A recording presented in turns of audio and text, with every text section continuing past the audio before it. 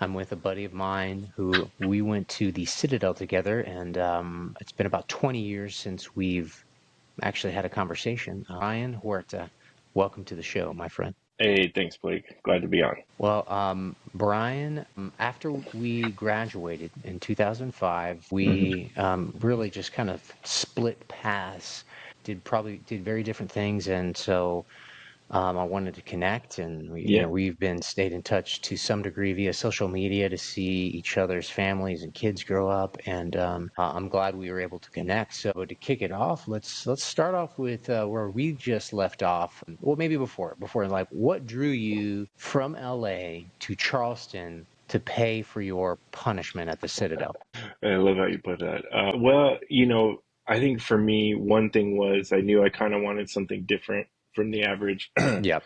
college experience of just going there and, getting wasted and trying to, learn something too. I wanted more. I wanted a Yeah. challenge. I wanted to go a bit deeper, which even at 18, that's kind of just how I was. I knew that was just me. That's just what I liked. And, I had always, it's funny, I'd always been a big history buff, like my whole life, always into Yeah. history, always into, so I knew about the Citadel just from, like the times of the American Civil War and stuff like that. So I knew about the institution, and when it came to looking at, a military college, it wasn't, I mean, my family was very confused. They were like, why would you want to go do this? I don't understand. And I thought, and I kind of had to show them. I said, no, this is a great thing. Look at all the aspects of the school. Look at the discipline. Look at how it's going to help me grow in a lot of ways. Like I could just see all this kind of right off the Yeah. bat. So were you contrarian younger, like not necessarily black sheep, but just like when you say you're different, like when you're younger, like how? I guess my point is like tell me what would you think about differently? Why? What? I mean, like I think I don't know if it's for me it was just always something deeper. I always wanted like Hmm. deeper connection, deeper of a meaning, deeper of something. And Right. I guess I was always different in my family that way, when it comes to, just wanting more than what you could see on the surface or something. I don't know whether that's like a Sure. human interaction, whether that's a challenging thing. I just wanted like a deeper connection with things. And I think with college, it was like, what's something I could do that's really different, that's really going to grow me, that's really going to, Yeah. be different. And this really aligned with that. But I think as a lot of people experienced after about my first few weeks there, I had made a huge mistake. It was Yeah. like, oh Yeah. man, what did I do? What am I doing here? And it was good that I had grads that I had spoken with that were like, you're gonna feel this way. Just hang tight, stick with it. I promise you, it's gonna get better. And they were right, and it did. And I made lifelong connections that I can still connect with. And Yeah. anyone that goes to the Citadel or went to the Citadel, I can immediately connect with them on a level that is different than others. So, similar camaraderie to a lot of things, but I Sure. really glad about that aspect of it. Yeah. What's so when Citadel got that, so what'd you do after you graduated? So Because after you I got a degree in graduated, business, right? psychology was the Okay. so that was Yeah. my other thing was I was like, what am I going to do with my life here? I was like, I'm going to go into some sort of business, some sort of business person. I didn't know what I Yeah. was going to do. But actually, for me, it was my first taking of a psychology class that was like, well, I love people. This is it. People, deeper interaction. This is kind of what I like. I need to learn about people. And I just was drawn to psychology right off the bat. Now, I didn't think I wanted to be like a therapist or anything, but and it was through psychology that I found industrial and organizational psychology, organizational development, kind of blending business and people. And that's what I wanted to do. So Yeah. I went on after the Citadel. I got a master's degree in industrial and organizational psychology. So I have a master's in, organizational development and, looking at companies and performance and all that kind of stuff. So after the Citadel, that kind of parallels of like my professional development, that's what I was doing. I was getting my master's. I was, working in companies, HR departments. And then simultaneously, it's kind of when I had discovered poker. This is around Uh, 2005, 2006. And so those were kind of, growing together. And poker to me was a huge, I mean, it became a huge, huge part of my life, still is. And it taught me so many life lessons so quickly, yeah, I can imagine. that you're kind of forced to either sink or swim. That's it. That's what I loved about the game. It didn't matter who you were or what your background is. You can either sit down and play or you can't. Even You if either you're win or playing you lose. against Dan Bilzerian. Yeah, Dan Bilzerian, man. I mean, no, I played against Jerry Buss before he passed away. Great guy, owner of the Lakers, for those that don't Yeah, know. And yeah, so it didn't matter, like, who you're playing with. You could either sit down and make it happen or you couldn't. You were either a winning player or you weren't. There was these huge black and white things. And you're not playing the house, you're not counting cards. I mean, you're doing a lot of math and stuff like that, but you're really playing other people and you're trying to understand other people's tendencies and you're trying to nonverbal cues. Yeah, dude. nine But all of it. psychology comes into that. Yeah, Oh, it's huge. It's huge. I mean, as soon as you walk in the door of a game, you're taking in so many things that are going on. I mean, and it's funny because, especially in today's day and age, this is an interesting topic, I think, of parallels with poker is in today's day and age of, not seeing color, not seeing race, or not seeing these things. Everybody's one, everyone's the same amalgam. It's crazy because when your body naturally takes in so much information about another person from what they're wearing, how they're acting, how are they behaving, are they upset that night? Are they, what right, does their clothes say about them? And right. and some people are like, wow, it's pretty judgy. And you're like, but it's sort of just learning your environment and surroundings. Like if I'm walking through the woods and, I'm seeing a dangerous animal, it's giving me cues and I have to react to those cues. And so, poker to me was really honing those skills of learning about other people, learning about what their tendencies, when they come to a situation that they can either gamble a bit or play it conservative, what do they like to do? What's their tendency? What's their fallback? Are they playing differently that night? There's a lot of that kind of stuff that I loved. Yeah. And I So think the when other, did business? Sorry, go ahead. no, no, no, go ahead. Well, I guess it was maybe trying to blend. It's like when you're doing kind of working business, Uh, HR to poker. yeah. Like, was there a split from that, or like how did that work? It was rough for a while because it was like, well, so while I'm in grad school, I'm working at Starbucks, which was fun because you're having conversations with people and just whatever. Yeah. And I worked at Starbucks, my max amount of hours, and I'd go to school during the day. School was afternoon and night, and then Starbucks was either night or in the morning. And then it was like the better I got at poker and the more money I was winning at poker, the less I was working at Starbucks. And like that was kind of falling to the wayside. So Yeah. and then it gets to the point where like they're kind of pushing against each other where yeah, I got my so I graduate and I'm working jobs in recruiting and executive search departments. And another job, I worked in educational publishing, which was great. That was something that was really fun to produce books that uh, were like open source material. So like we would create like physics books and different things like that that colleges would need and then made them free and open source so professors could use them and you wouldn't have to pay these exorbitant fees to these other major publishers. And so it came to where like, yeah, I'm playing poker all night. I'm like, "Ah, I got work the next day, and they're really starting to butt heads. It's like how that's working. But so there was always that push and pull, but it's a big leap to do something full time like that. It's better to have different, income streams. And if you can have the stability of work and balance it, it's the better. If you're going poker or something like that full time, it's really heavy mental toll. It's a heavy physical toll. I became to learn. I didn't see that right away. Sitting at a table playing cards for hours and hours doesn't make you the most physically fit person. Having to bring that aspect in. But poker taught me right away too, which was huge in life, is how to deal with losses, how to deal with failure, how to deal with, Yeah.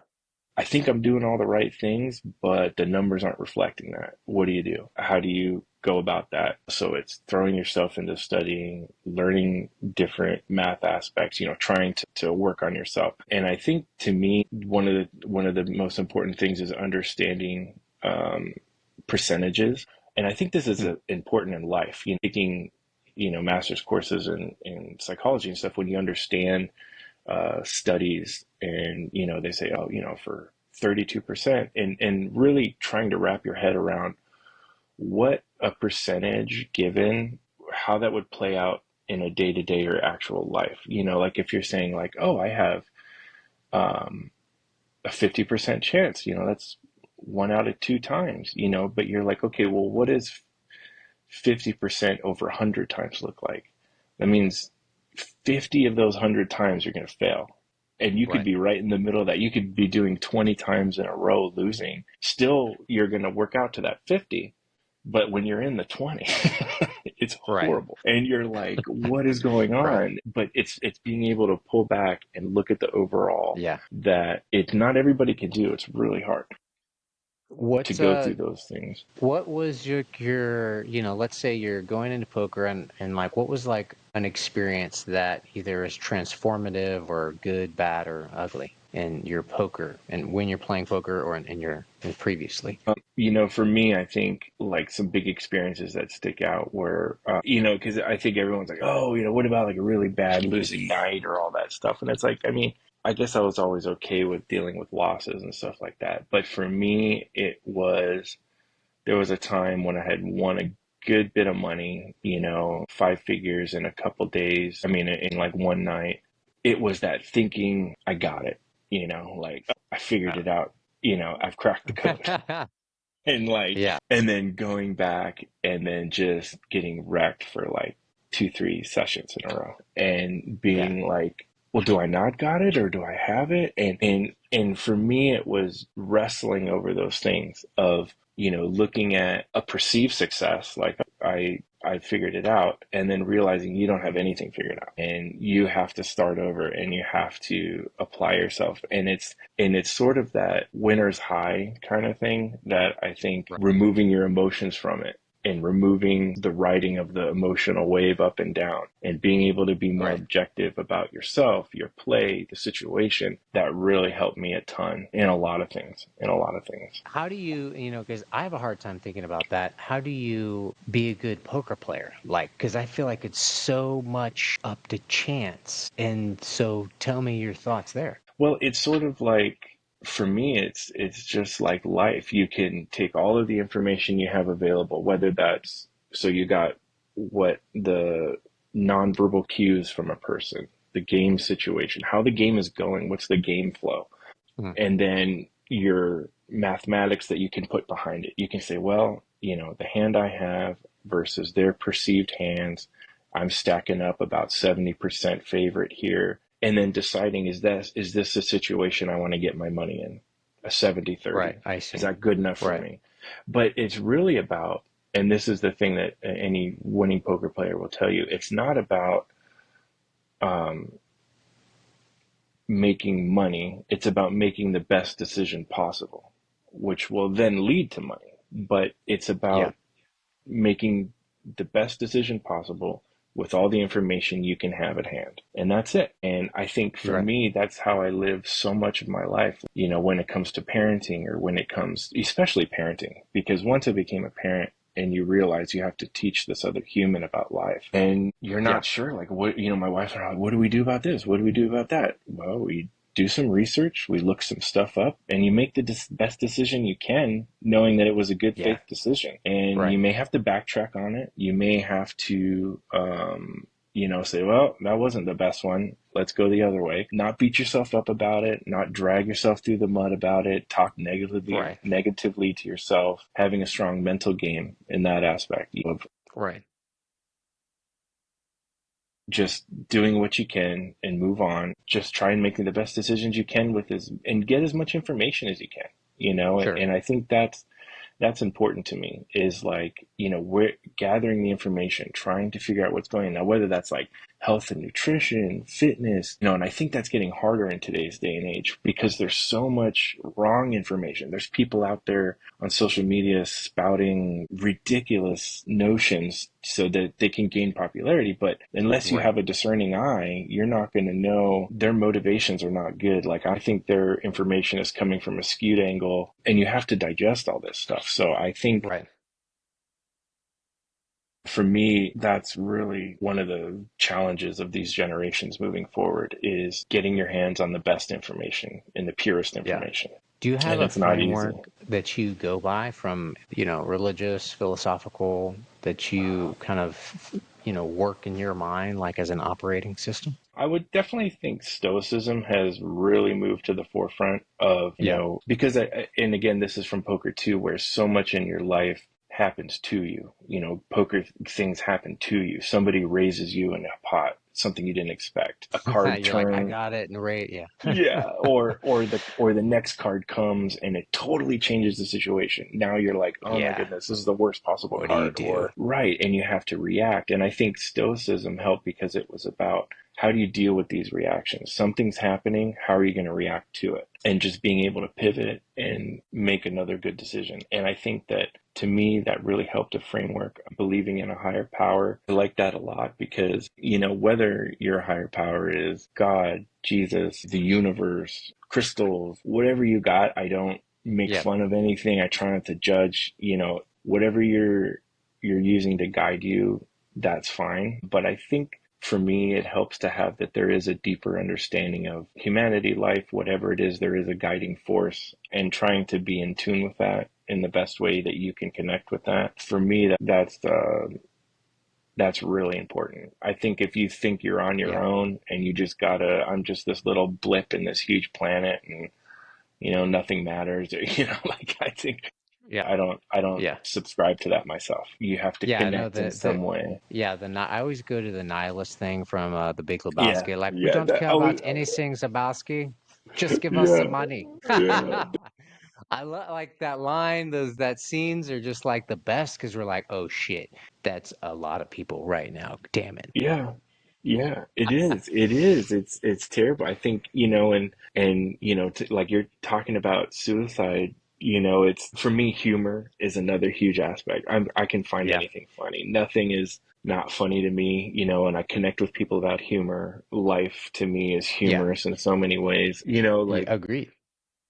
and like like we talked about before this with suicides, it's what a horrible thing, and how many people it affects, whether it's teen suicide, which has affected my family, and people that you would think, how are you in a position to even be thinking about this? You haven't even started life yet, Yeah. and already feeling hopeless. I mean, it's scary. But at the same time, Norm Macdonald, he's a great comedian, and he does a Yeah, bit dude. about suicide, where he was talking, someone was talking to him, and they're like, he goes, when he was talking about it, he goes, people say to me, I don't know how they could have even thought about suicide. How could someone commit suicide? And he's like, you don't get that? Like, do you live in like a house of candy and rainbows? Like, you've never, like, it was true, because I think there's, everybody, life can wear you down so much that you think, you know what, Yeah.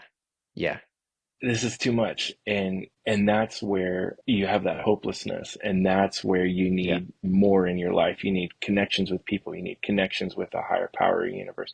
You need something to say, because to me that's humanity, is even if you're not in the best situation, you plug along anyway. You pick yourself up and you move forward, and it's not easy and it's super hard, but to me that's your only option, is to keep moving Yeah. forward. And I just worry that, like I say, when I see it affecting younger and younger generations today, that just has me so scared, because it's like you haven't even been beaten down by life yet and you're Yeah. already Right. struggling. I mean, that's horrible. Yeah, I think, and that's what social media, the dark side of You social know? media, that it indoctrinates young women, I think maybe more susceptible, and men, to these like false prophets and Yeah. ideologies and things, and sexualizing the younger and younger, where they get this like, what do you want to be when you grow up? I want to be an influencer. And like, oh shit, yeah, I can Yeah. see you will have problems, because this is Yeah. like this unattainable goal Yeah. that's terrible. This is a terrible goal to like, because there's yeah. So I'm tracking, and I see it younger and younger, and that's why my daughters have, they can have the iPad, but it's just I see how quickly it goes to like, well, hi, the iPad will share, and then it's just like, and then they're Yeah. fighting over the iPad, like, I like date, and I'm like, oh shit, and I have to. So all right, it's out for a week, and then like, what do we do next? And as a And parent, that that's, yeah.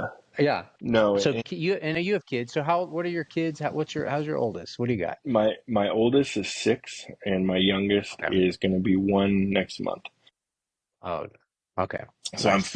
I'm 40 years old. I'm 41 years old. I just turned 41, and I have a 11-month-old. So that was not That's all anywhere right. I expected in life, but uh but there's a lot of benefits, I think, to waiting to have kids. There's benefits no matter how you look at it. Get it done early, have it done later. But Yeah. kids were a game changer to me. And for social media, it's just such a double-edged sword. It creates ways for me and you to connect, and for me to connect with people that have other similar Exactly. hobbies or interests that I never would have met if it wasn't for social Right. media. Like, I can't Yeah. deny that. But at the same time, the downside is just horrible. And I think for kids, one of the hardest part was, when it comes to bullying, for example, I remember in school, in elementary school, kids are horrible and, they would be mean to each other, but it was almost like you could leave your school at the end of the day and that was all behind you. That was all at school. You could go Yep. home, you could get recharged, and you could go back at it again tomorrow. And I think now with social media, there's like this online presence that's always there. You can never hide it. You can never escape from it. If you're Yeah. Yeah. bullied in live, you're probably bullied online. The kids all seem to, Yeah. you just can't run away from it. And I think that's that hopeless aspect, or like, I just Right. can't ever face it. And I hate that aspect to things for kids so young. Yeah, Kelly, my wife, like we have to like balance this. We have 14, 11, and 8. And my son, and like he just got his first cell phone when we got to Bali. And because he can like order like go like basically on little mopeds to take you anywhere. And so we're like, and for him to be independent, he's going to high school. So he got his first phone here. And that hasn't been the case with any friends, any family, anyone that I know anywhere where my ninth grader gets a first phone. And that's what I think should be the standard, because he also knows he's kind of an old soul, but he knows is like, and because I've chatted with him, I'm like, Brecken, this thing is the ultimate addictive thing we have in our lives. And if I were to just like, here you go, which many of his friends and have unadulterated access to the internet, and it's just like, man, that's not what we had when we were Yeah. younger. Like, if you wanted to search for stuff that, which we did, Yeah. we're like, man, we got to really like, get on the PC, dial Yeah. up and be Yeah. like, Yeah. look at, totally different now. Now it's just in your face. And I think that's the part.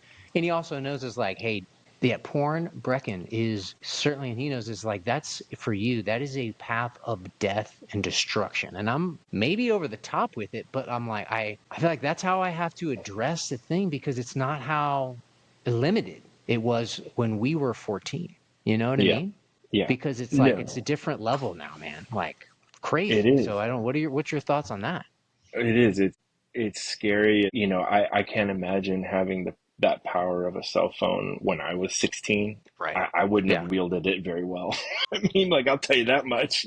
They're talking about like, someone could take screenshots of a picture you sent. I was like, everyone in my class would have a picture of my dick, that's for sure.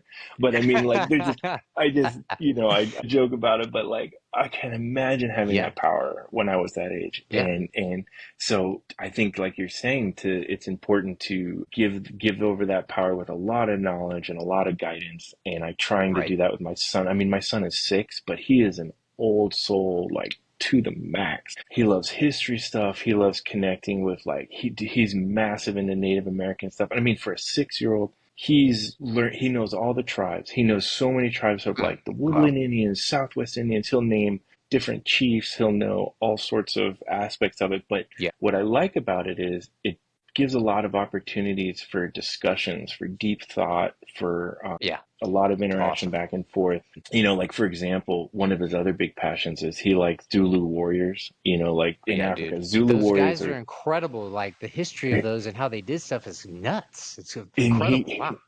he loves it. So he likes to dress up like it. He likes to look at he knows all the, he's like, that's an Assegai, that's an Ikwa. He knows this, the That's terminology. incredible.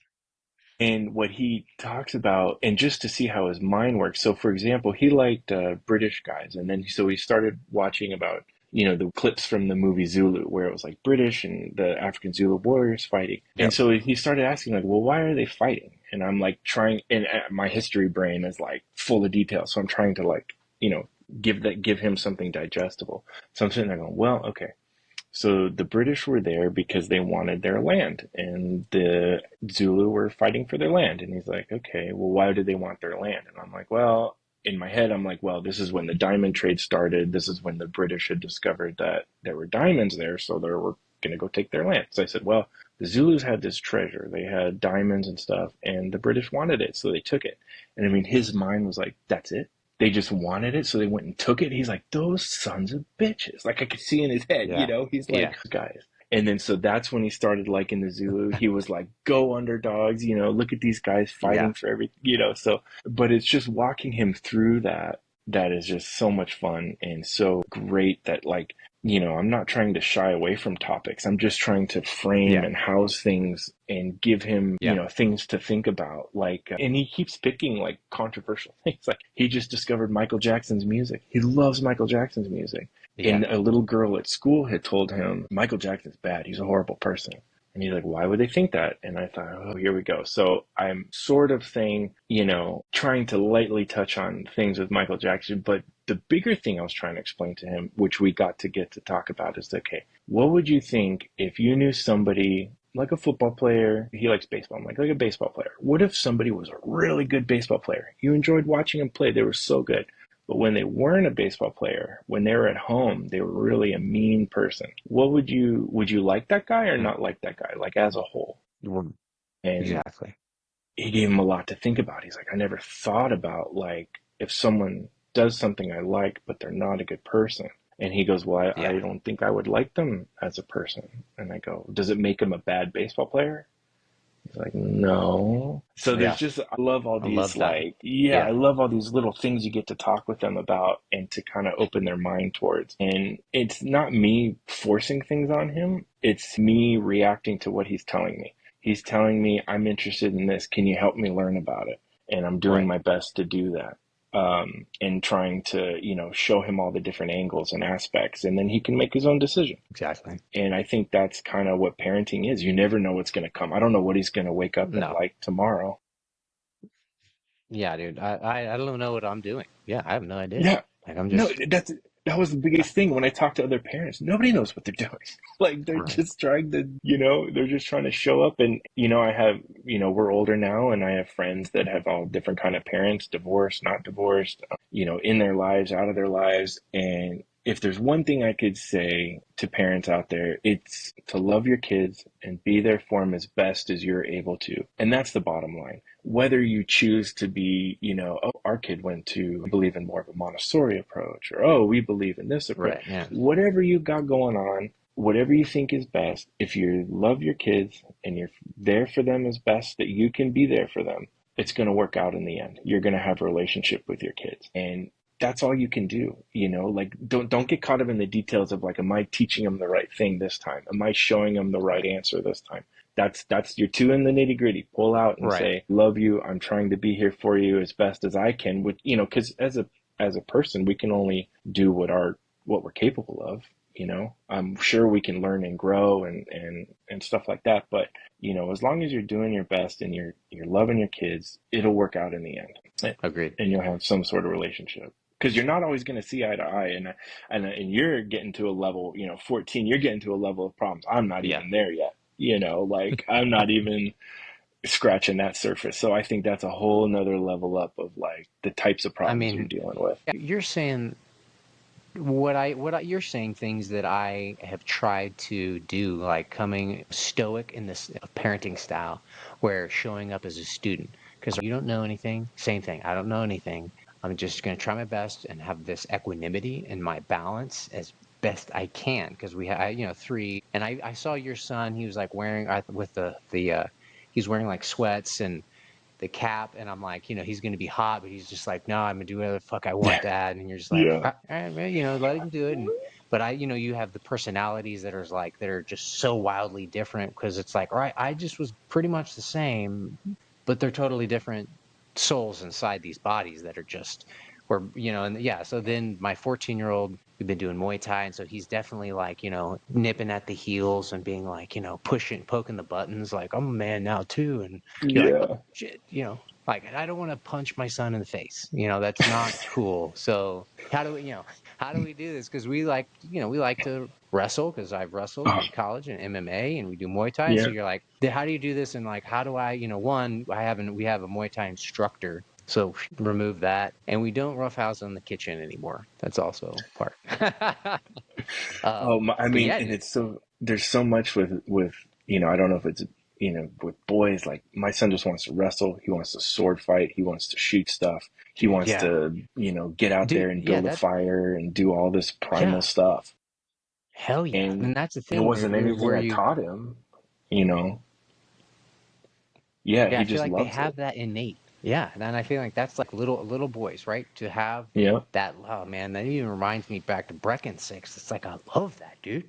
yeah, Just it's so much fun. embracing and so much fun. It's like yeah, and I think that you look at because I speaking of Dan Bilzerian because I love I'm going to say this now since we both know who he is.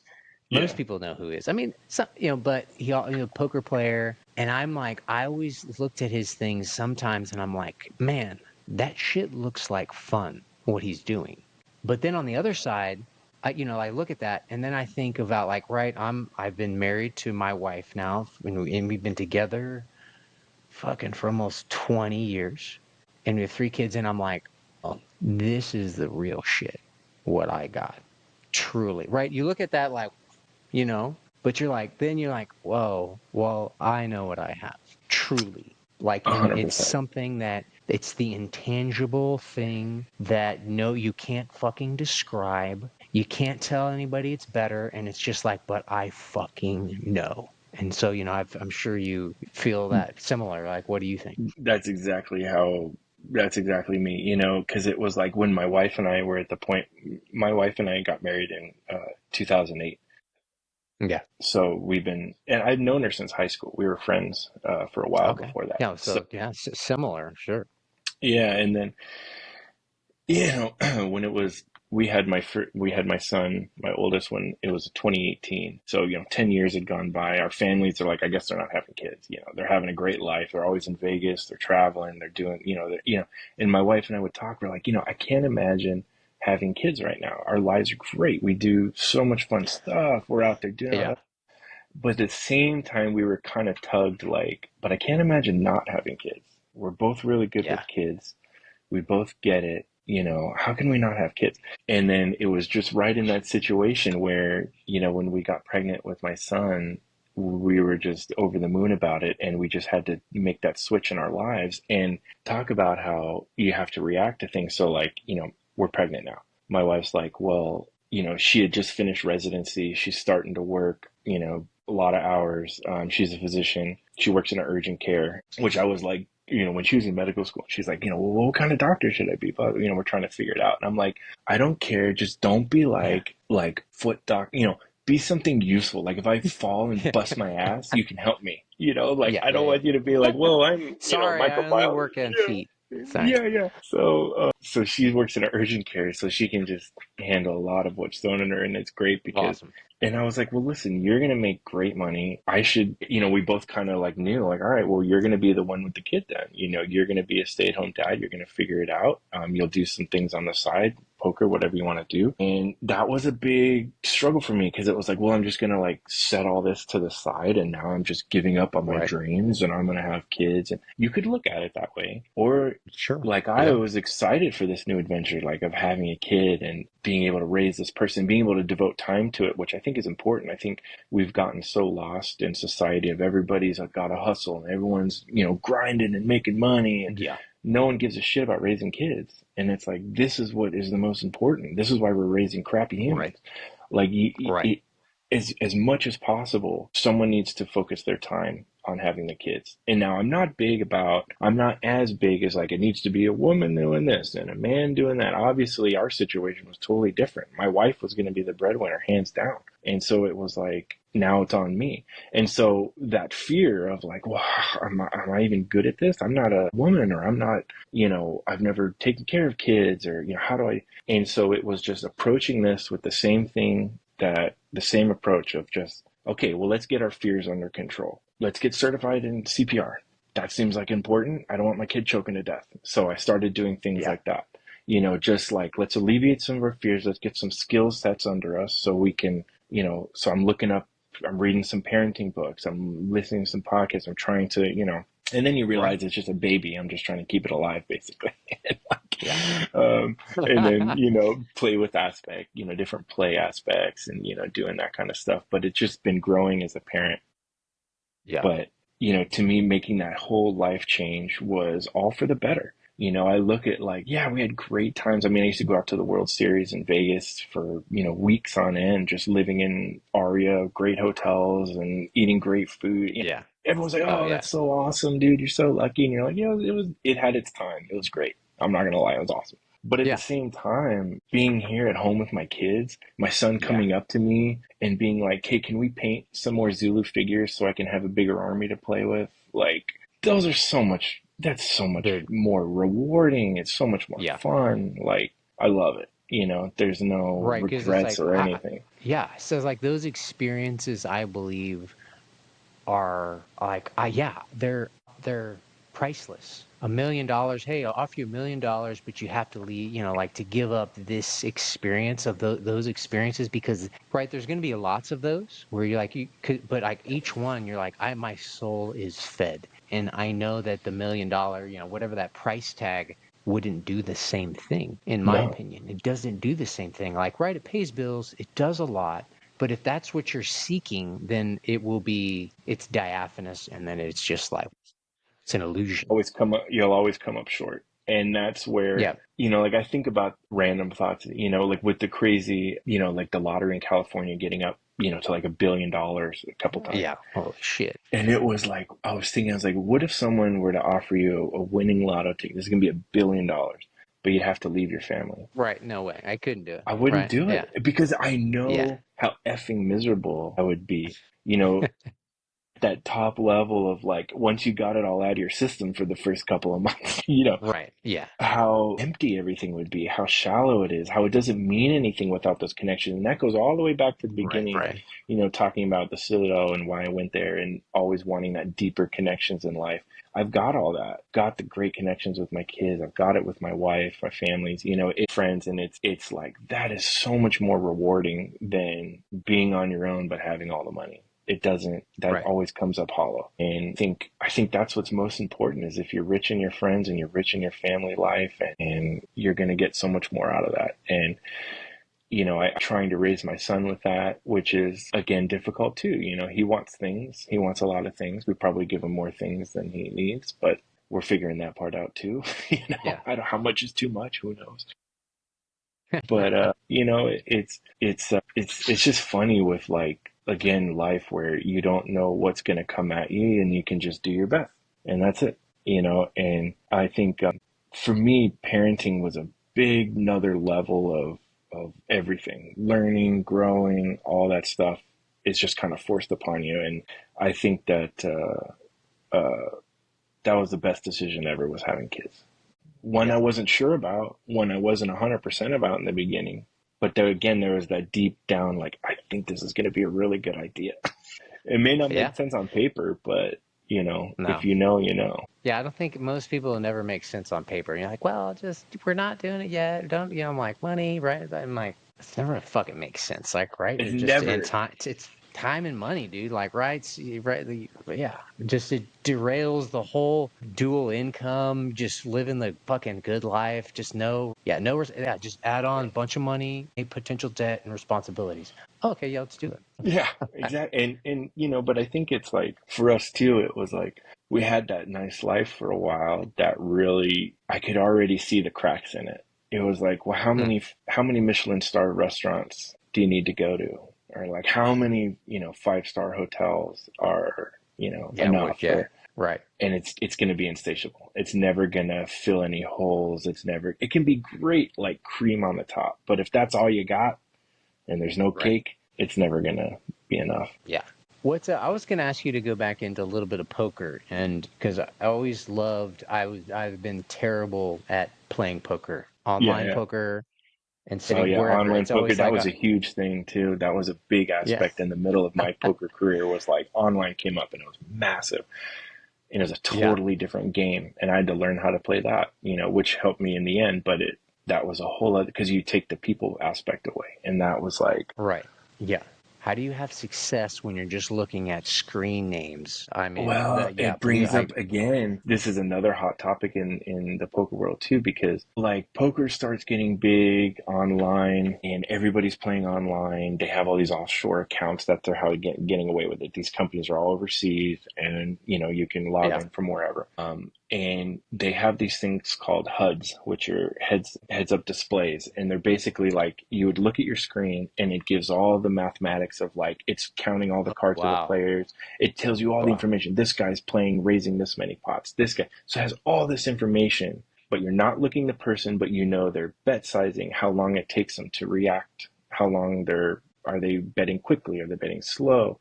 shit, So there's not enough to go off of, but it's hugely more math focused. It's way more about volume. So like I used to play like 5, 6 games at a time, and wow, I'm not okay, playing right. So it's hard to divide up your well, attention, but when you multiply it, like say if I was playing 1 game at a time, my edge would be like, let's just throw out a number. Say like, I have like an 85% edge in that game. I'm going to win. My win rate would be like 85%. But if I play 6 games, my it's going to go down to maybe like 65% or 70%. But the volume I can put in at 6 games, money wise, it's going to be greater. I'm going to make hmm, more because even though I'm not interesting, having the best win rate, I'm playing more games. I'm across more games. And so like that money's going to add up faster. So there's aspects like that to online poker that were interesting, that it sharpened your math games. It sharpened your detail oriented interesting, parts. yeah, But yeah, but then where it's bleeding into, so today now people have on their phones, like they could run scenarios, because then another big thing in the poker world was solvers came out, and these computer solvers could run all the different aspects, all the possibilities of a hand. So you can kind of know what the best decisions are in certain yeah, situations. And so like, what's cheating? What can you have available to you at the table? Is it just bringing your brain only? Are you allowed to have your phone? Are you allowed to talk to other people? And this is stuff that the poker tournament scene is trying to figure out and scrambling. They don't know, oh, you can't talk to anybody, or you can talk to people. You can't say not have your phone because everybody needs their phone, so it's like they are trying to figure this out, and it's kind of a hot mess right now. interesting. What's the human dynamic in the sense of, I always love to see, like, hey, he's got to tell when he's got the good card, like how much have you, I guess my question will be like, all right, so there's the math aspect, right? What you do Hmm. know, what you can speculate, and then there's like the human aspect. How Yeah. would you divide those up into percentages? And then next would be a good story of a tell that you've seen. Okay. Okay.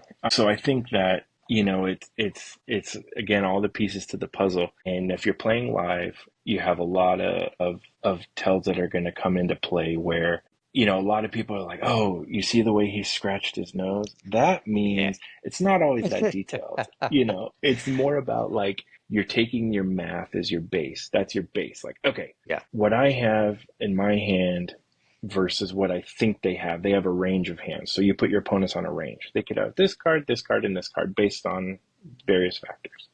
And you're like, if that's true, I'm like, let's say like a 60% favorite, which is slightly above a coin flip, 50-50. And so you're like, it's not the best, and you're kind of like on that borderline. I don't know. I could fold. I could call. I don't know what to do. I'm kind of in that wishy-washy. So then is when I use the personal live tell aspects to come on top of that. Like, okay, that's going to push me in one direction or another. How are they winning or losing that night? Are they up or down? Are they feeling more aggressive? Are they timid because they lost? There's all these factors that come into play. Like if I know a guy has lost some pots, he's steaming, he is just like wanting to win so bad. He's going to make it happen. I know he's not thinking clearly. Then you're Yeah. sitting there going, okay, I'm looking a little better here. That's going to push me towards, Hmm. making the call or stuff like that. So it's about using those aspects to your advantage and to do that. One of my good stories is playing on a live stream in LA, which is always interesting because they show you the whole cards, and so as a player, Okay. that's Yeah. always, you're going to get ripped apart by your colleagues because they're going to see everything you're doing. So it takes a lot of balls to go play on those shows. I used to play on them every week. Is to flip that around, is how you're perceived at the table is also important. I had just lost a big pot, I had probably lost like a $3,000-4,000 pot, and it was pretty bad luck. I was visibly a little frustrated, mostly because of who the player was. I didn't really like this guy, and not that I'm like able to like like I'm automatically steaming, but I was a little bit, Right. and I was squashing it down, saying let's move on, da da da, doing my own pep talk. But I'm noticing the guy next to me who I haven't played with a lot, but I know he's kind of out for me, and he's looking at this and he's taking it in. I know he's Mm. feeling my energy. He's feeling that I'm frustrated. He's like, yep. Yeah. And so I'm like, all right, I'm going to play this up. I'm going to play this up. So I'm kind of leaning back. I'm like, I order a beer, and like, so I know the road I'm leading him down already. The next cards haven't even flown yet. And I'm already walking him down the road that I want him to walk down.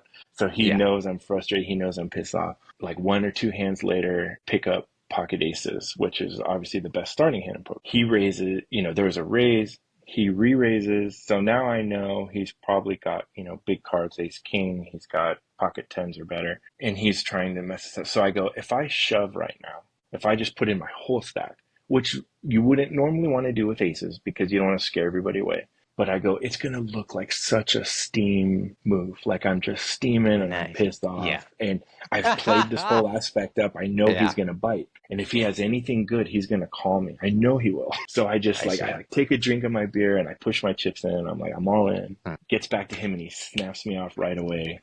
And we turn the cards over. We agree how many times we want to run it. And he has like pocket jacks, and I scoop like a 5K pot just instantly like that. And he So see, I feel like that's a different way. I wasn't thinking that way where, like you're playing on what just happened right into your favor, whereas like you're not seeing the other tell, like you're making the tell, but you're bluffing. Oh, even better. Nice. see that, and that's what I like about poker is the levels, the aspects, and it's like Yeah. because you're like, yeah, at first you're reading other people and you're getting what they're got going Yep. on, but you constantly have to be aware of what's your perception, your table perception. How are people looking at your play? And you need to play off that, like if I have a really tight image, and they're like, oh, he's only playing the best hands. I'm going to bluff more because everyone thinks I'm only playing the best hands, So you have to sort of like go with that a lot. And that's, to me, that's what's fun. That's the Yeah. fun aspect of poker. That is fun, dude. I feel like that's like the ultimate like poker win where you're just like straight out of the Maverick movie, right? It's like straight out Yeah, of a yeah. movie. Well, and he knew it. I mean, as soon as the cards were flipped over and he saw my aces, he was like, "Son of a bitch!" Like, I walked right Yeah. into it. He got me to way overplay my hand, and I'm like, Yep. yeah, And there's this kind of like, and to me, that's can be more fun than the money. I'm Yeah, just dude. like, I I agree. got him. Well, coming up on an hour, but I wanted to Yeah, like touch on some things that as we chatted before we got on, like we were recording, I'd like you to share whatever you're comfortable with of, something that where you failed in any aspect to share. But it's like when my point is like when I've talked with since I've been doing these podcasts, like one thing that comes up is like failure and uncertainty and then being comfortable with that because that's where you find the resiliency, and you're able to like get better, move on, and be anti-fragile. Like, yeah, I have a community, whatever it is. But so something like that to share where like you were down in the dumps, or you didn't, whatever wasn't working out. But if you do have a story like that, or something that you could share with somebody who's listening right now. yeah. I mean, I could think of a million poker time, but like, that's just part of it, part of the game. Yeah. You got to be comfortable being down in the dumps.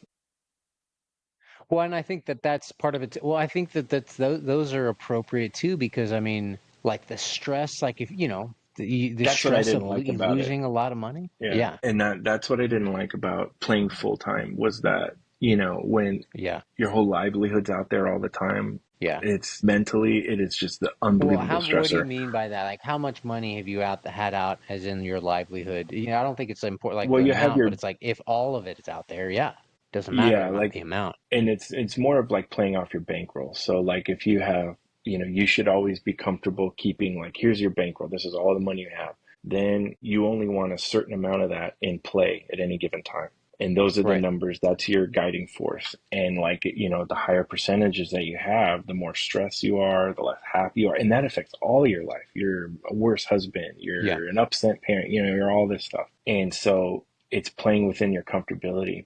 As far as failure, I think there's a time when it was like 2012, 11, something like that, when I had a job out here in LA. I was working for a guy and he was an entrepreneur, and he had a medical education company, and we were good together. We really worked off each other well.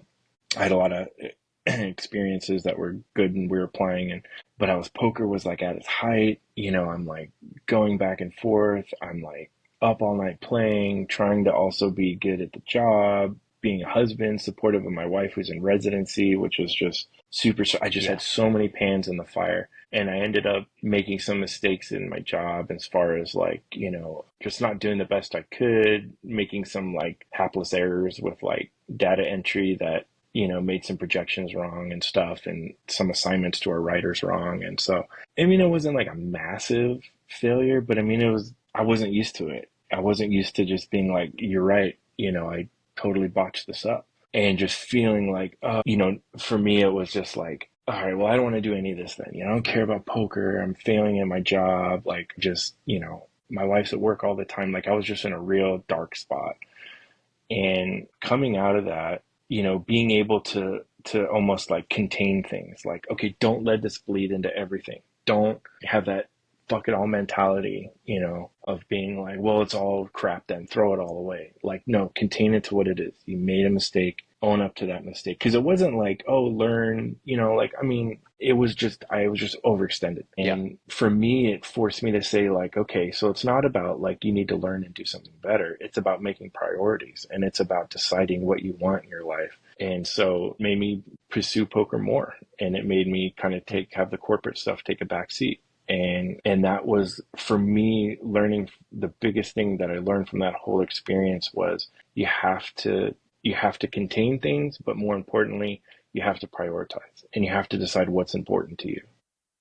I wouldn't have And thought that you would have gone poker versus the corporate job. What like drew you to do that rather than the other one? Like, were you having more success in poker, or what was? Yeah, yeah, poker what was that just, there? for me, poker was just more of a passion. It made me feel more alive. It's what I was passionate about. It's what I was just hungry, like 24/7. My poker, if I'm not playing, Yeah. I'm thinking about it, I'm studying about it. It just was constantly on my brain. And it was almost like I didn't have a decision, because it was just like, I can't not Right. think and do poker right now. This is where I'm at, like the corporate stuff was just more like, Right. I don't know. It wasn't feeding me in any way. Yeah.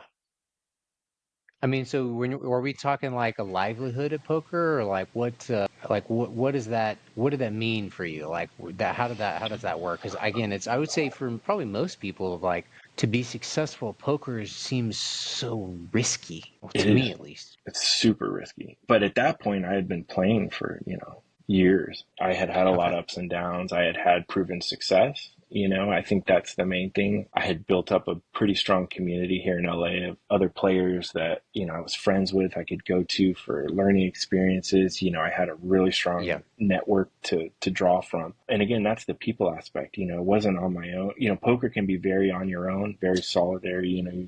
You're either on Yeah. your own winning or losing.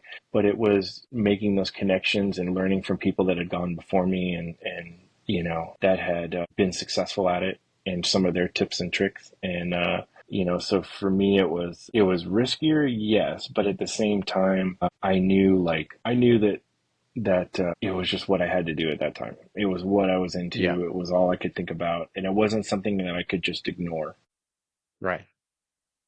So that was it. That was all I could do about it. And I don't know, I always felt like I was young and invincible, even though at this time I wasn't that young anymore. But it was very like, just go for it. Who cares? Figure it out later kind of thing. And so, and my wife was always super supportive, unbelievably supportive. She's like, no, do it, go for it. Now's the time, before we have kids, before we're locked into anything else, like, Right. go for it. And so I did, and it was great for a while. And then, life changes. And again, you pivot again and you do something else. And I know the game will always be there. Right now I'm busy, Yeah, raising kids, and I still keep my toe in the water with a lot of, my friends. And also I play periodically. There's some home games I play in that, and again, here's sure. another thing for poker world too, is you have to really you can't lose yourself. And that's huge. You have some rules. Like I generally don't play in home games because there's a lot of temptation and bad things that come with home games that I don't approve of, Right. that don't help me in my life at all. And whether that's women or drugs or all these other things that, the people that run the games, it helps them have more, their players have more fun and they're more gambly and all this stuff. But for me, Yeah. I'll go to the casino and take the straight up edge and just go from there. But I have found some good home games of good people that are not, there's nothing like that going on. And it's just, uh, good fun player. So I'll do that sometimes. But, it's just sort of like the game will always be there. I imagine when my kids are older, I'll get back into it. And that's fine. I don't, like I say, again, here's another thing. I'm just really into being a dad right now and Yeah. all those aspects. So I'm going with that and I'm loving that. And I think Yeah. that, that's again, just following my gut and knowing what I want to do right now. Yeah. I think I think that's what that's everybody your should do. gut is the never lies to you, man. My gut saved my life, and like hell yeah. That's like there's nothing smarter than your gut. Period. Yeah. So Yeah. And you got to do whatever you got to do to get in tune with your gut. I think some people, I don't know if they don't have the clarity or they, I don't know what they need to do to be more in tune with their gut, but gut health is important in more ways than yeah. one. Yeah, what do you do? Because you've mentioned about, if you're sitting playing poker all night, I bet Oh yeah. that's So tough that's what on I your, learned too. Oh yeah. yeah, So then I learned that too. I'm like playing poker all the time, doing all this stuff, and I'm like gaining weight, clothes aren't fitting, and I'm like, fuck, what's going on? And I'm like, well, I mean, sat around all night playing cards. yeah, What did you expect? And then so kind of got into some healthier fitness, and then yeah, having kids, and especially my second kid. So this is like, my youngest son he's 11 months now. So when he was born, I was like, here I am, I'm 40 years old. I have a newborn. We're scrambling. My other son's in school. He's starting kindergarten, like that whole new aspect. I'm overeating, just doing whatever, just in survival mode. And so this past December 2023. And so I'm like, I look down at the scale, I'm 6'2". I look down at the scale and I'm 265. I don't know how. I don't know how that happened, but I mean, I don't know. It wasn't, it just yeah, this, yeah, I'm looking down going, holy shit, I feel terrible. I've got a young infant newborn and I'm like tired all the time. I'm absolutely dying. Like, I can't do this. I got to literally, get kind of, yeah, I bend down to pick him up. I hurt my back.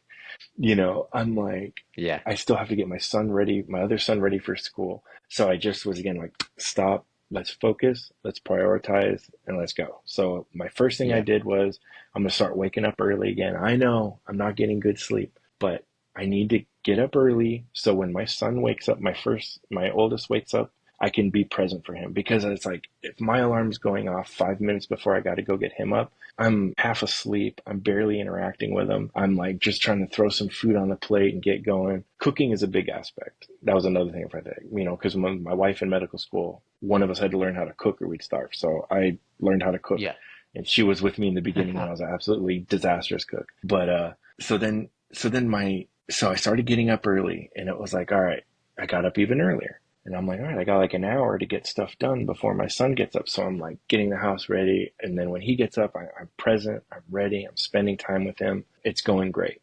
And I thought, okay, I've got some sort of stability here. yeah, Let's build on this. Let's get this weight and exercise back under control, because I feel like absolute shit. So here we are. So I started, listening to more health and fitness podcasts, getting, my diet back under control, eating healthier, which I felt great about doing anyway. And now I'm at 225 and feeling nice, great, put on muscle, just 100% feel better. Like that's why I get up every day at like about 4:50. Son usually wakes up around 7, but by that time I've worked out, I've made a fresh breakfast. Every morning he gets a totally fresh breakfast. I'm not throwing crap together. You know, he's getting French toast, eggs, you know, everything. I just work on getting him all his food groups, get him off to school, go to the gym if I haven't, you know, whatever it is. I just feel like, you know, getting my wife's lunch already, getting her clothes laid out, you know, and again, not being caught up in like, oh, men don't do this kind of thing. All that goes out the window. You know, I'm Yeah. looking at my wife when she goes to work. I want to make sure she looks good. So I'm taking her scrubs, I'm ironing them. During my Citadel days coming back up, I know how to iron really well. So you Yeah. know, she's got a nice pressed scrubs, you know, like her stuff looks really good. She always has, you know, the nice fig scrubs. And so there's things like that that you can take pride in, you can take ownership of. Like, yeah, she's going out the door. She's got a great, healthy lunch. She looks good. She's good to go. My son has a big breakfast in him. I know if he doesn't have a great lunch or whatever it is going on at school, he's starting off the day the best way possible. Right. Um, you know, we get to talk and interact in the morning. So for me, it's like my life is great right now. It really, you know, got back under control, and just continuing to keep up with that, you know, and that's, so I'm in a much better place I was than even say 6 months ago, you know, which is, a good thing. And I think it's funny to sit there and think like, you know, now I feel better than I have in 10 years, you know, even a lot of times in my Yeah. 30s, like I feel more healthy, more active, more energy than I have in years. And so, Have you ever hopped in a cold dunk yet? I do the cold shower thing. I haven't Okay. done the plunge. I've looked at that as like a, because again, you know, I don't want to say like, not to use the word like sadistic part of me, but the challenge part of me is like, it's appealing. It's like, wow, can I really Hey, fucking get in there into don't that be ice a cold pussy. water? Exactly. It's like, don't be a fucking pussy. Get in that cold water. Can you do it or not? And I'm always like, I don't Yeah. know. Like, but I, Yeah. because even the cold showers can be difficult. Doing Dude, the plunge is I like, think man, it's do you do a that? game changer. Yeah, I've done it. I actually I bought a 10 cubic foot chest freezer, JB water well on the inside, and yeah, I did it like 4 years ago, 3 years ago, started, and a game changer, bro. I think it ignites something inside of you. It's a mind, body, spirit reset when you get in 5 degrees Celsius, or like, 40 degrees or below, How long something do you like go that. in for? Have you worked that up or? So, I mean, there's a Huberman lab. I don't know if Andrew Huberman does a great, I'll text you after this, but does a great kind of expose or like a podcast, 2 hours, where all he talks about was cold exposure and its benefits and, the details around it. And I highly recommend it. If you haven't done it, like I highly recommend it. As you could do it, even build it yourself if you're handy enough. It's like maybe $1,200 that you can get chest freezer, water pump, little temperature switch. Because obviously you're not gonna freeze everything, so you keep it at 40. Is good. But dude, you get in that.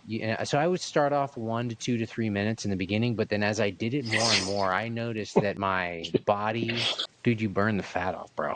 But it's so the health benefits in the body are incredible. But what I think is more potent is the mental benefit. It sharpens your mind, dude, because because I get it, of like the different things in your mind. Because when you get in there, your autonomic nervous system shuts off, and then all you care about is breathing. And like, because you're like, I'm gonna die, right? That's the idea, that your body goes into fight or flight mode, and you're like, I'm getting in the water, you're gonna die, and then you realize you're not.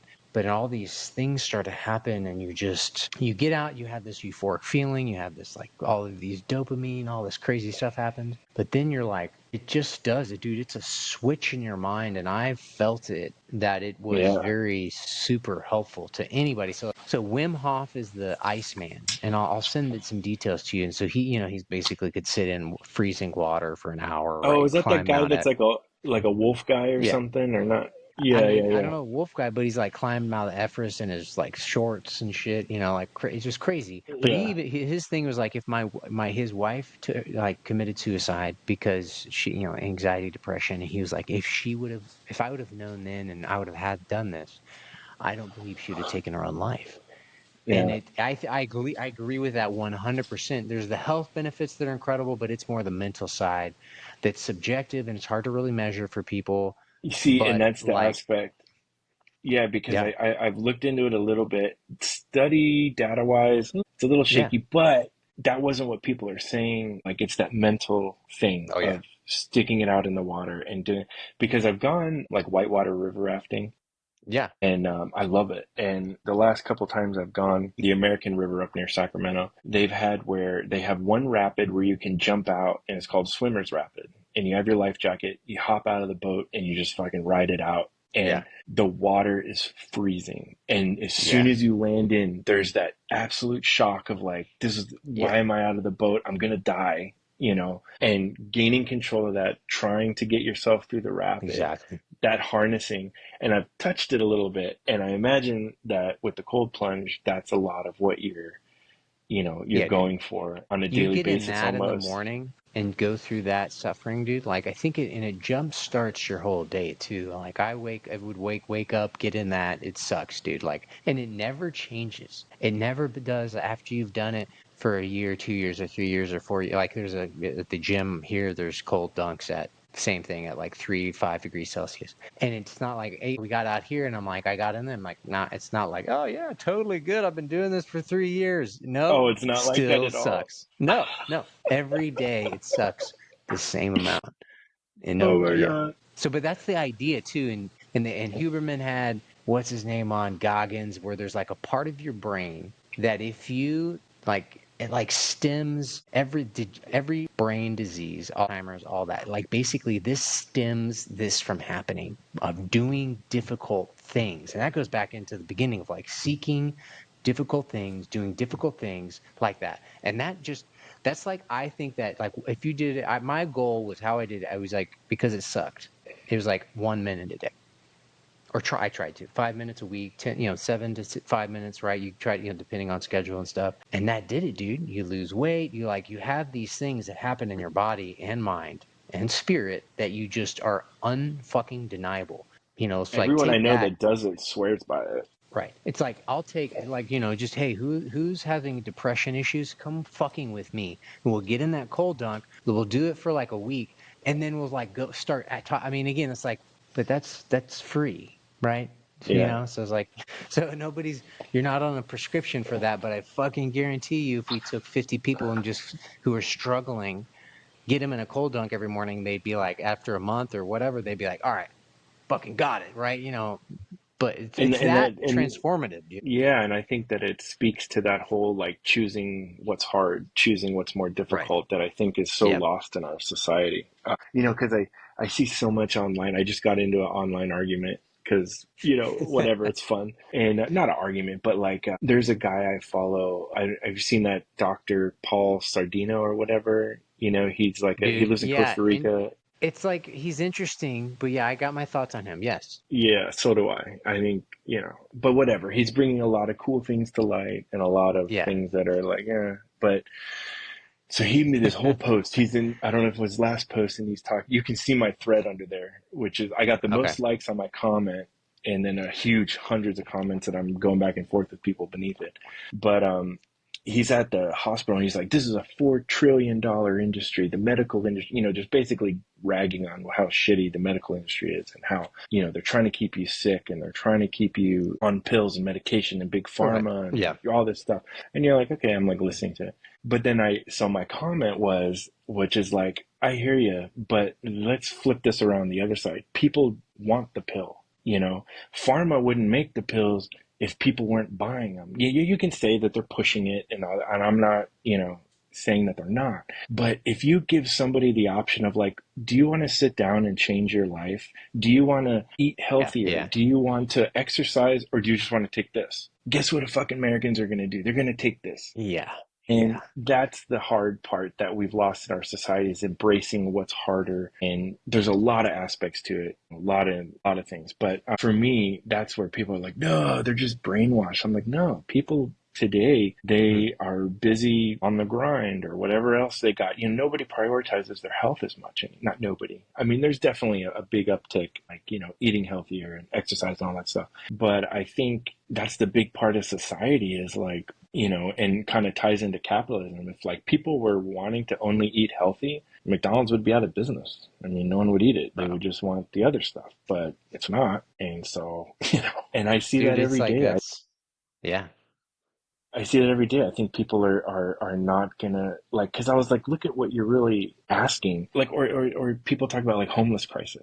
I think everything is so complicated in life. They're like, oh, homeless, they just need a, if you gave them somewhere to live, if you just gave them a chance with a job. I was like, if somebody's on the street homeless, they need so much help that it is not always possible for society to give them all of that. They're going to need a yeah, life coach. They're going to need a fitness coach. They need a financial advisor. They need medication.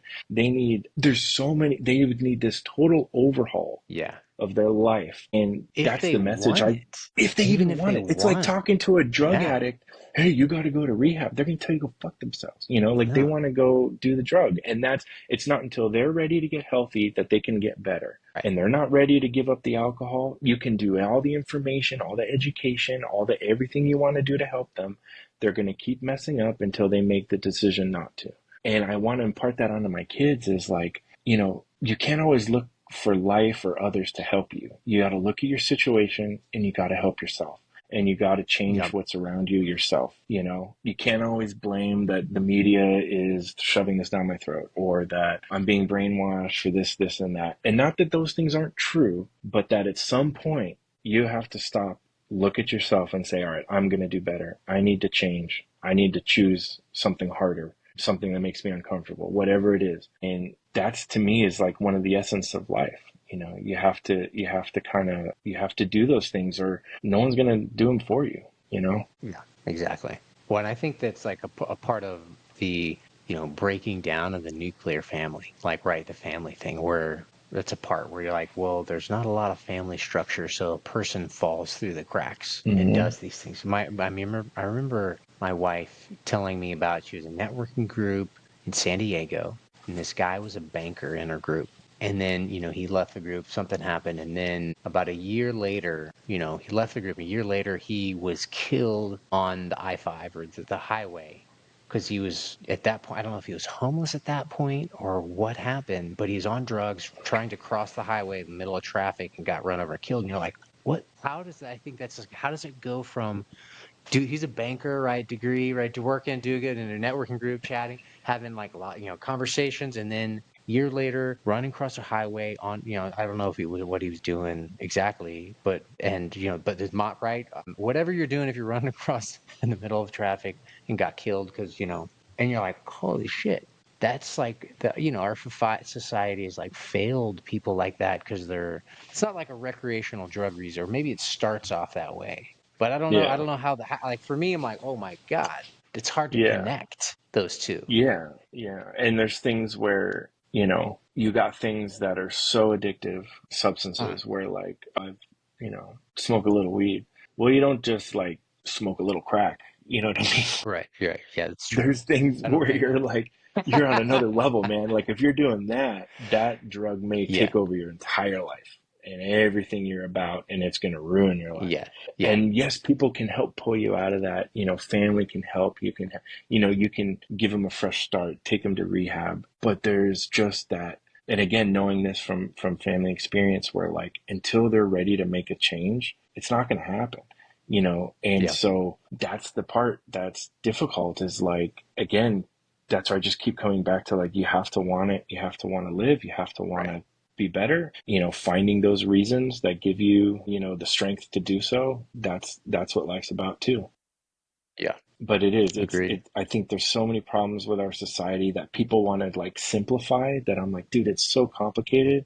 You can't Yeah. just simplify it, like we'll just build some apartment complexes and all the homeless people have somewhere to live and it'll be great. They'll be solved. Yeah. And it's like, Uh, you no, want to know no, what that that's apartment complex will turn into? Like, yeah, no, yeah. it's, yeah, I don't But know. yeah, that's the But part of like there's so the things that are problems are very complicated. And I just, most politicians with their like platitudes to yeah, say like, why don't, again, I just was talking to get to another guy podcast and we're like, Republican, Democrat, it's just the opposite side of the same coin, man. that's Like 100% where I'm at. nobody's solved shit. We've given many other countries billions, if not trillions, probably trillions over 10, 20, 30 years periods of time. And I'm like, so he will solve their problems, but like, what about this one right here? What is going on? Like you gotta, right? There's no longer a debate, I think, if you're awake just a tiny bit, right? If you're tiny bit critical thinker to question some of the things, right? Like, God damn, like, what? I mean, am I taking crazy pills or like, what's up? And so Yeah, they're just, exactly. And my family is just so divided. Not my immediate family, but like, yeah, my parents versus my wife's parents, all the, there's like, oh, they're so Democratic. And then the other side is so right wing Republican. And to but that's me, exactly what they want. And I say yeah, they as in either side because it's the same. It's like, right, it you're is never, squabbling over, and you're yeah, just that's attacking the silliness. other side. You're not talking about how great Right, your side is. Like, look at what we did right, great. No, no, no. You listen, you can't be mad at me because the left, blah, blah, blah, blah, blah. And the left will be like, right, well, right, listen, those right wing nut job, blah, blah. And you're like, and to me, that's the essence of like, you're not connecting at all. You're not leaving any room right. for discussion. And especially to me, when you use like religion and things like that as a weapon, I absolutely hate it because to me, it stifles conversation and connecting. Because Yeah, look at like, example for abortion. And this is where something that is just, for me, a great example of what's wrong with our political climate is if somebody believes that, and I'm not saying one way or the other, I'm just saying if someone believes that abortion is murdering babies, you are literally murdering babies, and you're going to go straight to hell. If that's one person. And the other person is like, listen, you have a right. You can't tell someone what to do with their body, da da da da. How would those two people find any sort of middle ground when one thinks the other is the absolute devil? How is there room for discussion? How is there room for figuring out how we move forward, regardless of who's right or which way it's supposed to be? I see that across the political spectrum of like, right. there's no middle ground for any of these people. We've demonized the other side to where, and not, I guess, yeah, like right and left and, red and blue, but more of like just any issues. How do you deal with these issues that Right. Well, there's yeah, you no said I think connecting? they're complicated. And I think that it's like how do you get people to sit down and like talk about even the why behind the why, right? Like, because if somebody, right, because I think that's you approach that well, where it's like, right, you have these two. And then you're like, right, so maybe again, it's like it's like you're explaining that to your son, bro, of like, right, Yeah, great football that's true. player, but he's a bad guy at home, right? And Yeah, it's similar to that, where it's like it's nuanced. And yeah, it's like, so you have the same thing, right? As a great doctor, right? And somebody, right? The worst case scenario of like someone was raped and, wants to get rid of that. And, but then there's the other ones where like, I'm a human now, be a big product of rape, where it's like, it's like that balance. And then, so what my thought is like, all right, the why behind the why, like who will follow the money though? And then I feel like that's to paint the picture of like, so where do those fetuses go? It's like to start like, if you go down the rabbit hole of that, it's like, is there money to be made? Okay, yes. All right. So you start like let's illuminate to both sides, right? Right. I want to give you have the right because I am certainly about that. But the why behind the why, like what makes you, yeah, again, you're like, right, like again, a nuanced discussion like we're having right now. That's the key. And that's partly why I want to do and this, have this and I think conversation. to have those discussions, there has to be levels of like trust, communication, that good faith efforts on both Right. sides. And I think we've destroyed all of that with politics, Right. where it's like, Yeah. I'm not going to have a conversation with a Republican because they think X, Y, Z, and I don't believe that at all. And you're like, well, how Yeah. the hell are we going to fix anything? Yeah. Like what, like, like they talk about, yeah, another one to me is gun control. You're like, well, we need to, restrict guns and we need to have stricter gun laws. And you're like, okay, so you think that's the solving of the Right. problem? That's right. Not that why is someone shooting up a school or what did The that why. kid go through? What's the yeah, Right. exactly. And it's like it's going to be a much more difficult conversation. So I think people want to go for again the easy, not the hard, and say, well, nobody can have guns. And you're like, Yeah. okay. So then when that dude picks up a rock and smashes that dude in the head, is it like no more rocks? Oh yeah. Or like, where are you going to go from here? And Right. so I think, but again, I think it's like, yeah, following the money, because to me, again, like that whole big pharma thing, it's like there's a lot of money to be made keeping people sick and keeping them on medications and all that stuff. Absolutely. But I guarantee you, if everybody was all about diet and lifestyle change, Right. they would be The like, tough well, shit. fuck it. Yeah. The tough shit, they'd be like, well, we're not making pills anymore. We're going to make healthy food. Whatever it is. They're, to me, a lot of those people that people demonize, like, oh, they just want money. I'm like, well, at least you know what they want. They're an objective, like, their motivations, what they're going to do. Right. Yeah. Neither good nor bad. They're making money. So to Yeah. me, I at least can put them in a box. Right. But Yeah. it's the people that have passionate beliefs about religious aspects or something that you're like, they leave no room for negotiation. Right. It's like, They yeah, that's exactly. and It's I don't, because they're difficult to. Because even on my street, my neighbors, I got one got liberal, I got super conservative, I got medium, I don't care about right. anything. Right. Right. Like all Yeah. these people that are all out there trying to raise their kids, trying to provide for their family. They have a lot of the same goals, but Right. I don't know, like how do you get these people to come together? And there are a lot of times we come together, like, through celebrations. Like we have a huge block party on the 4th of July and everybody gets along, everybody's happy, the kids are all, great Yeah. experiences, lifetime memories and all that stuff. Even though you look at them and we know, like, oh, we totally think different about a lot of things, Yeah, dude. but I Well, I don't think know. it's like it's a balance of tolerance and having all of those, like having those, thoughts in your mind. Because I've had similar experience living in California for a long time, where people didn't think, very, very differently, certain because of me being in the Marine Corps and guns and things like that. But then it's like, but there are a lot of preconceived notions, and it's like, of like Blake, oh yeah, he's white, conservative from went to the Citadel, right? Blah blah blah Yeah. blah blah. Marine military, so he's just conservative. It's like, you don't know the fucking first thing about me, so shut the fuck up. Right? That's how I Yeah. want to think, but it's true. Pull it back, right? Tone it down, because it's like, I think healthcare should be free. We send Yeah. trillions of dollars. So like, right? I think healthcare should be free. That's crazy. Like if you really want to like go, because my thoughts are pretty fucking nuanced, and I bet they're more liberal than yours, because you get my, because when you start peeling the onion back, it's probably Okay. more Okay. liberal than yours. Okay. Wait. I want to touch on Yeah. this because this is part of what I got into one of the comments I got into with other Yeah. people with. So when it comes to that, right? Free healthcare or whatever, like, everybody should be able to be taken care of health wise on this stuff. And Yeah. again, going back to personal ownership, where does the personal ownership lie? For example, in healthcare, if we have medicine that can help somebody, or if we have like way for you to be healthy, and there's like a medication or a surgery or something you need, where are the lines of like personal responsibility? Like, have you done everything you can do? Had uh have you had a healthier diet? Have you incorporated exercise? Have you done free things that are better Right. for your life aspect? Like, I have this knee pain, and because that's what drains the system is all the sick people. The healthy good people, they're not even in the fucking Right. system. Yeah. They're not even a Exactly. part of it. It's they're like, oh, the system is all for the sick people, because that's who fucking goes. It's people who are morbidly obese. They have really bad knee pain. Now they need knee surgery. That costs how much? Whereas if they change their life, drop some Yeah. weight, maybe they don't need the surgery.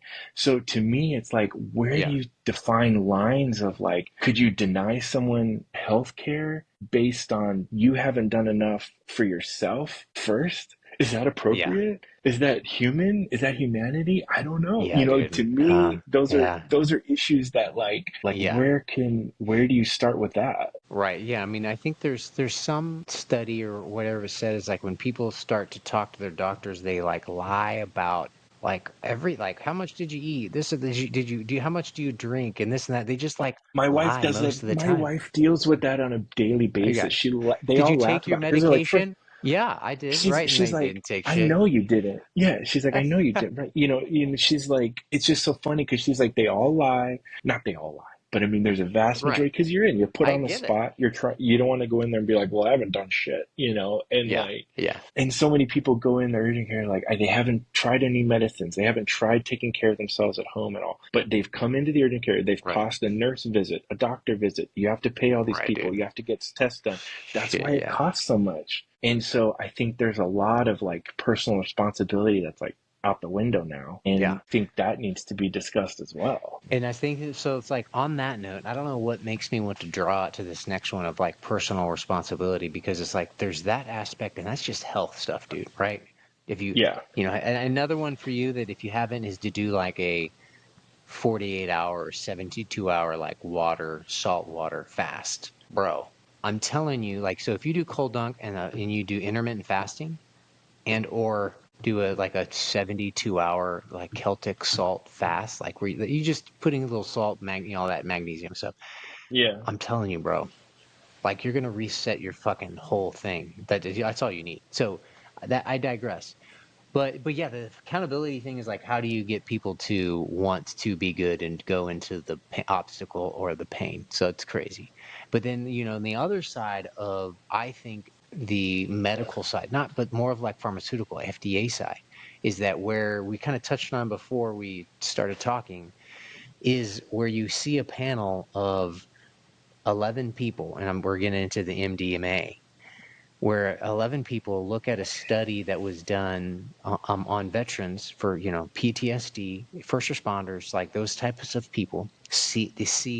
They see horrors and traumas that most people can't imagine daily, especially first responders. I mean, I'm just like, I'm so thankful for what they do, because like, there's a veteran, that's an issue, but like first responders of seeing like car accidents and or fires every single day for year after year after year, like, wild. Yeah, police. And That's everybody's like all over right, police. I'm like, what the hell do you think they see on a daily basis? right. The worst sides of humanity, day Yeah. and just pound it into their lives. I mean, Yeah.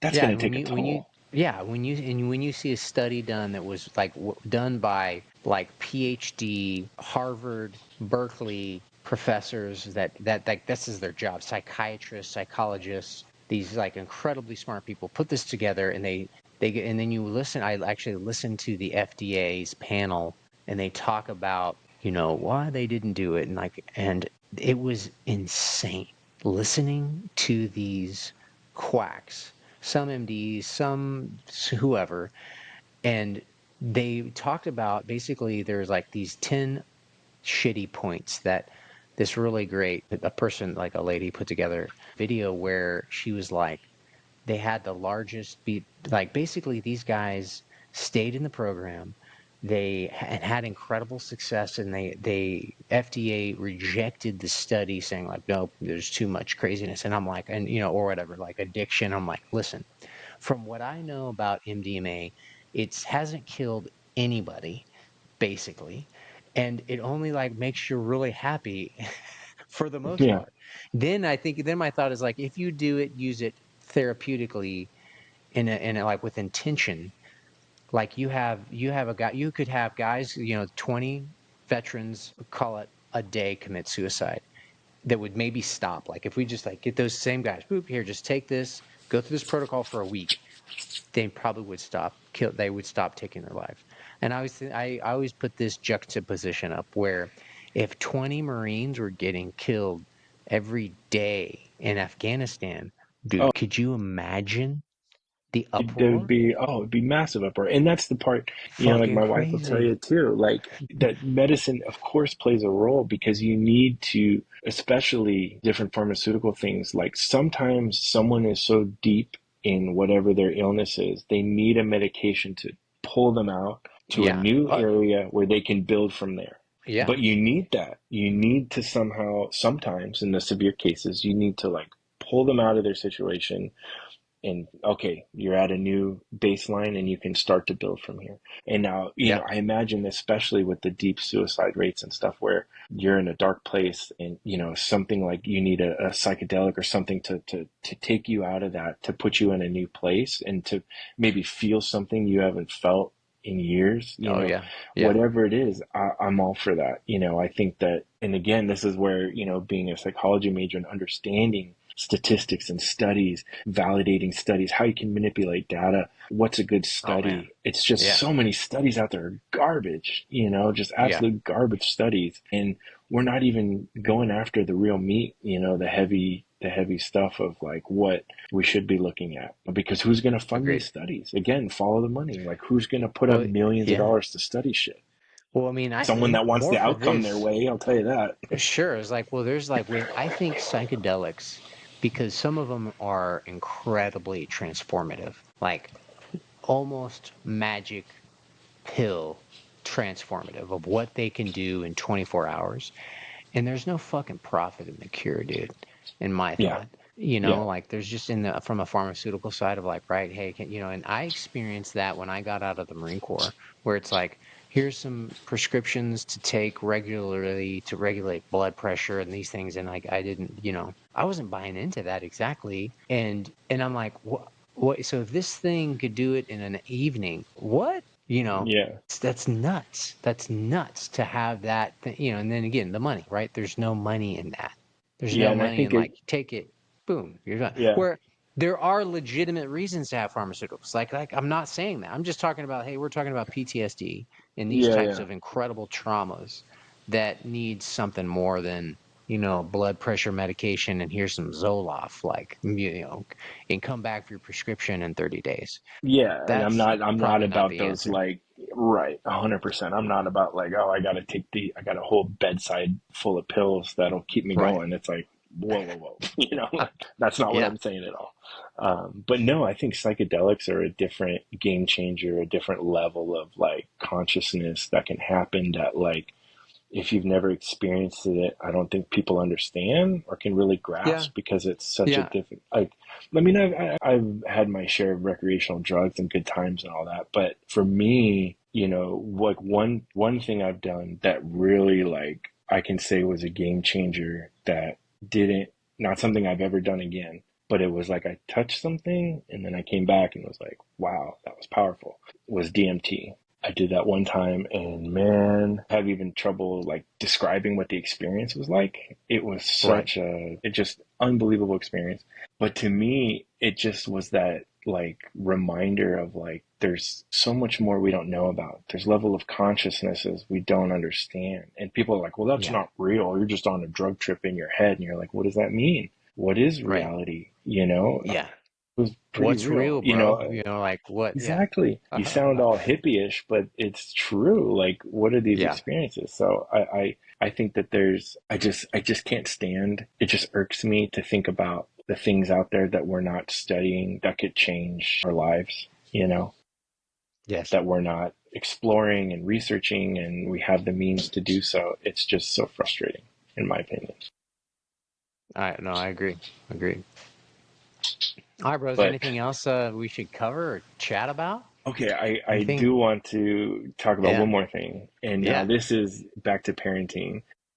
Yeah. Is when it comes to raising your kids, what are your thoughts or can you talk about it all? And this is me learning from you. What are your, like, how do you see yourself handling something that you either are not expecting or maybe you don't want for your kids to happen? I'm just going to throw things out there like your child turns out to be homosexual or your something like that. I'm not saying that's Mm. what or that would be a good or bad thing, but I'm just Yeah. saying something where if you think one way and you think this is kind of what I believe or think is good or whatever, and your kid is on the other side of that. How do you still love, support? What do you think you're going to do in some of those situations? So that's a great deep question. Two things come to mind is one, my middle daughter is I don't know if you have maybe if people have three kids, they probably have a wild spirit that is just like a ball of energy. It's like a spinning dervish, right? Just I spinning know around. If there's I've like a seen knife somewhere, families she's and gonna I know who right, you're talking right. about. Like some people, like it's three, maybe two, maybe not. Three kids, definitely one of them.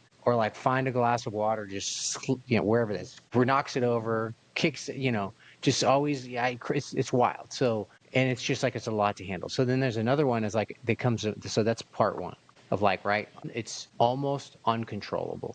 And so we're just trying to put like bumpers, right, to contain it. Because if we're just Yeah. like, no, no, and it's just like, it doesn't matter. It just immediately squirts you out the other side. So like Yeah. controlling the chaos. And the other one comes, a thought that comes to mind is where a big one is like, I posted something on Instagram that everywhere. My wife was not happy with exactly where I was like, I remember when my wife tricked me to chemically I castrating remember my that post. son. I remember that post. I And was like, just fucking kidding. And that, that goes back and, because I saw this stuff coming in. Like my Brecken he's a boy. He's a young man. He's almost 6 feet. He's 6 feet, and he's gonna be a big dude. He's a good but he's all fucking boy, dude. That's how he was raised, or not raised. Sorry, that's how he grew up. He was in when we were in San Diego, he was in preschool, whatever that age is, 5, 6, and he was biting his sandwich into guns and shoot, like, dude, nothing. I mean, dad was a Marine, but like, man, this is all his thing, man. He is all boy. Kelly was, we've circled around that discussion because Kelly has lots of groups of friends in that more in that realm. And I'm like, listen, if Brecken, my son, if he would have been that age young, where he would have been, I'm in a different body, I'm gay, or something like that, I would have been like, man, okay, well, I'm gonna love you exactly the same. Right. I'd love for him to be heterosexual because that's kind of seems simpler and easier, right? For if you're a dude Or guy, be familiar, familiar, you know. right? Just, more, not necessarily normal, but just probably an easier path, probably. Yeah. But I would have loved him exactly the same. However, I'm going to make the decision of like, hey, well, 18, you want to go do that crazy shit and do all that stuff? Sure. But it's like, I think that was an interesting, good question, but a balance of like, oh shit, what do we do in that situation? Do we make those decisions then? Like, like, again, going back to what you said, you study, you learn. What is the best possible decision? Is it giving potentially a 8 or 10-year-old child, a baby, puberty blockers or chemicals that chemically castrate children? There's no long-term studies. You start to look in like, what's the research here?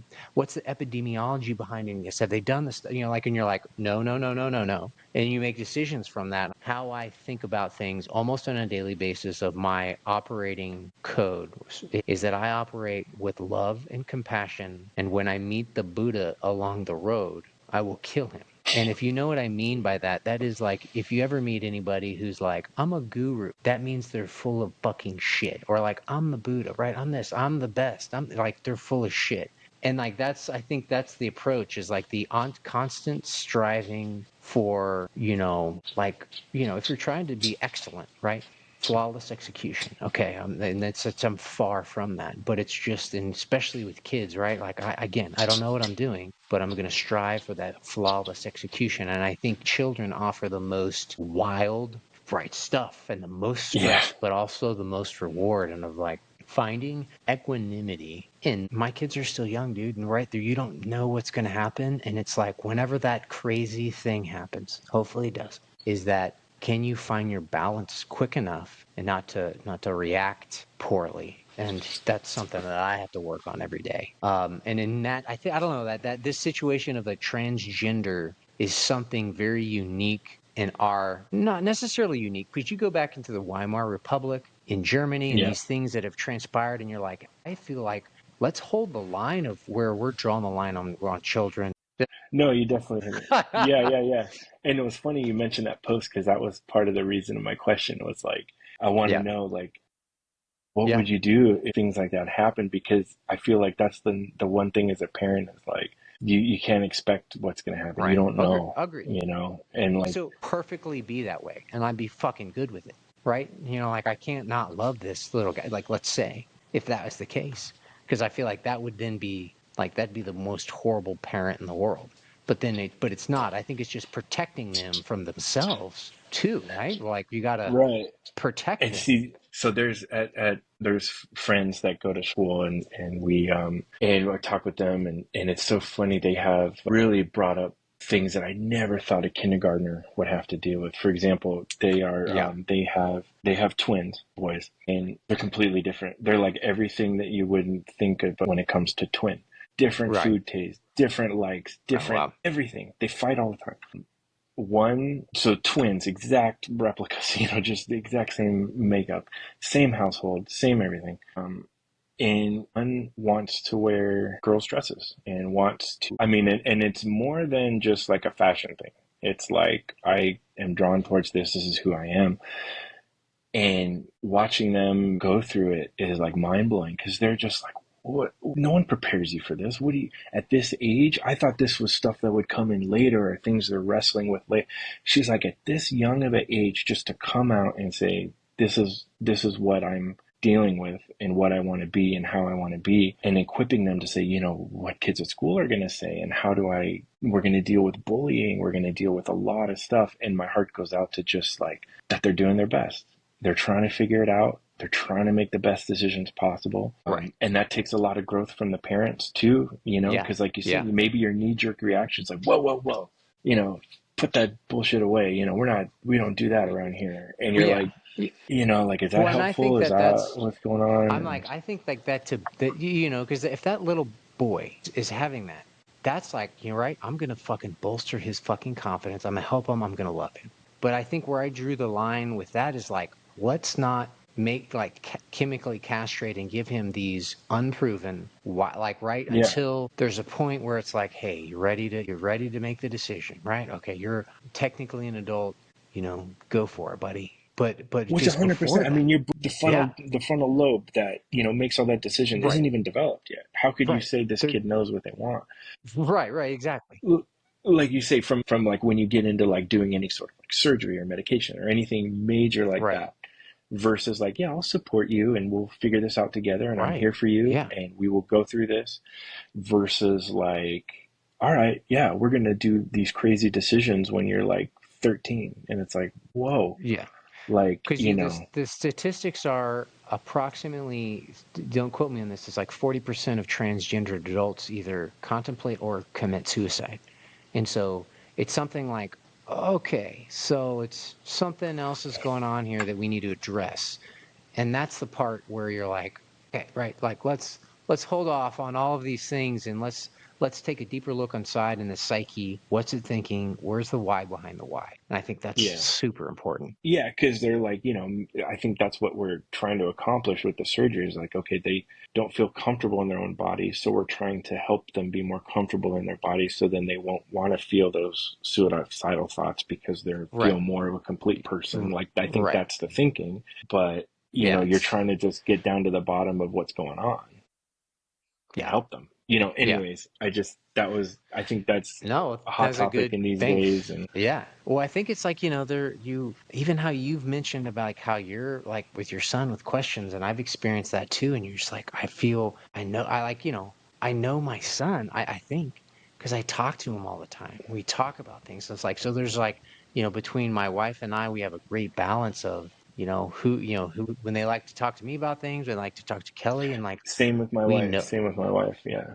Yeah. She'll get And things so out of it's them. like, yeah, I'll get stuff out of them sometimes. Other times it's, them during bath time and they just have their own right, time and right. they're singing and talking, and he'll release a bunch of stuff there too. And so it's Yeah. like, it's just that tag team approach and then trying to cobble together Yeah. what their little Yeah. minds are doing. Yeah. Yep. But it's Yeah, dude. wild. And yeah, dude, I think and that's the thing too, is like I'm happy to have a dialogue. Like who's, if somebody's just like, whatever on that bandwagon and they're just like they're give them the rights. I'm like, okay, what rights, right? Like I want to have that dialogue around those topics as well, because like maybe, I don't think so, but maybe I'm wrong. Yeah. But like you'd have to have some incredible argument, show me the data. Show And see, back up that's this. Yeah. Yeah. And that's the thing I think you're touching on too, is like, I don't ever mind being proven wrong. Right, dude. Exactly. Like maybe it's tough to swallow sometimes, but I rather have, Yeah. this is one of my favorite quotes, and it's a Russian proverb. Oh my. Like, I'd rather be slapped with the truth than kissed with a lie. And Yeah. I think Yeah, dude. I want to just know the truth, whatever that is. And if I've been Right. wrong about what I thought was one way, then teach me so I know and we can move on. Exactly. Like, I think you have to be comfortable with that in life. Of like, you might be wrong about something you thought was right for a long time, like just how it is. I think that's being a masculine man. That Yeah. is like standing up. And to think about how to raise men in today's society is, Exactly. that's a task. It's what gives a balance to our society, to my life. Sometimes, although I don't like it exactly, where it's like a Yeah. mirror of your like the feminine self. Your wife. She's just like, dude. Their Dave Chappelle has the best like one-liner from like his wife, him, probably his wife and him. She's like, he opens up, he's doing a bit. And he's like, when you go home and it's like you open the dishwasher, after a long day, and like the dish has been sitting there all day and you open it up, he's like, hey babe, did nobody want to empty the dishwasher all day? And then my wife was like, premature ejaculator, you're just like, god damn it, the fuck. Why do you go there with like it? But that's Yeah. like, that's what's like being married. Just everything in your face, and you just got to be, masculine man and be like, so what? I was right on time, like, Yeah, I know, and it's so true. No, like yeah, because I mean, like you say, being modern masculine is like I iron my wife's scrubs for she goes to work, and like yeah, dude, I don't know how ain't nothing manly fucking that wrong with is, that. but I fucking killed it. She's got a great outfit. She's got good clothes. She's gonna go Yeah. kill her day, and I'm helping prep that. Like to me, it's But it's, yeah, like a support exactly. logistics role. I'm all over it. Right, dude. Like You're whatever. right. It's all part But of you the never thing. know when those roles are going to change too, and there's no Yeah. resentment for it. It's like it's only like, man, we're co-creating here, and like that is how our society has to work. It's not all men. It's like the co-creation between men and women, and having that balance, and that's And I'm so so important. thankful for like, yeah, because she's able to be the breadwinner and I'm able to stay home. One of us is able to stay home with the kids and be super into their lives, be a part of that. And it's like now I feel like that's a big responsibility that's thrust on you. Like, okay, what are you doing all day? Are you doing stuff Yeah, geared towards our kids or are you just, sitting there twiddling your thumbs, And it's like, so I think there's like everybody has a role and they just got to figure out what that is and then kill it. Go out and do your yeah, best at right, it. And exactly. but there's still, it's like so funny because there's that, oh yeah, nothing matters. And, anyone can do any role, but there's still just like masculine, feminine aspects that are still Always. strong in our marriage of like, we're going in a dark alley, something suspect happens. Who's going to Right, handle it? You know what I right, mean? Like, you got to be able exactly, to handle it. exactly. And then there's things where she brings a feminine touch to stuff that I just love and appreciate. It's wonderful. It completes everything. So it's like Yep, you can't ignore those things. They're still there. It's just who brings them to the table, I guess. I don't know. But right. Yep. it's just a tricky world now, I think. It is and it isn't. I mean, like, I think that being in California and San Diego, I don't know, man. I think it's just operating with love and compassion. And then I always thought, like, always ready to kill a motherfucker. Yeah, I've changed it I like that. I like that. to the other one because it's maybe more like, I don't know what it is, but you just going along like I can't, right. I didn't ask to be given this body before God, let me get this. Let me tell you how I want to be and do things and think and right, but it's like I'm just gonna fucking go like in the kind of the Zen of like even the Hmm. show, like Zen is a way of liberation, and how you do Zen is direct pointing in the sense of something happens and you're like, take it in, don't like not try to overreact, but it's like, and then this is what I'm doing. Like, there's nothing hidden. And it's like, you can't, cause like, then you can't do anything else. Then everything like would be shrouded. And I feel like that's what gets in the way of everybody's like good intentions and that type of shit. And I think good intentions pave the road to hell. Right? Because what do you have a good intentions for, right? You don't want to hurt anybody's feelings, right? Or is that just, you're just fucking lying then?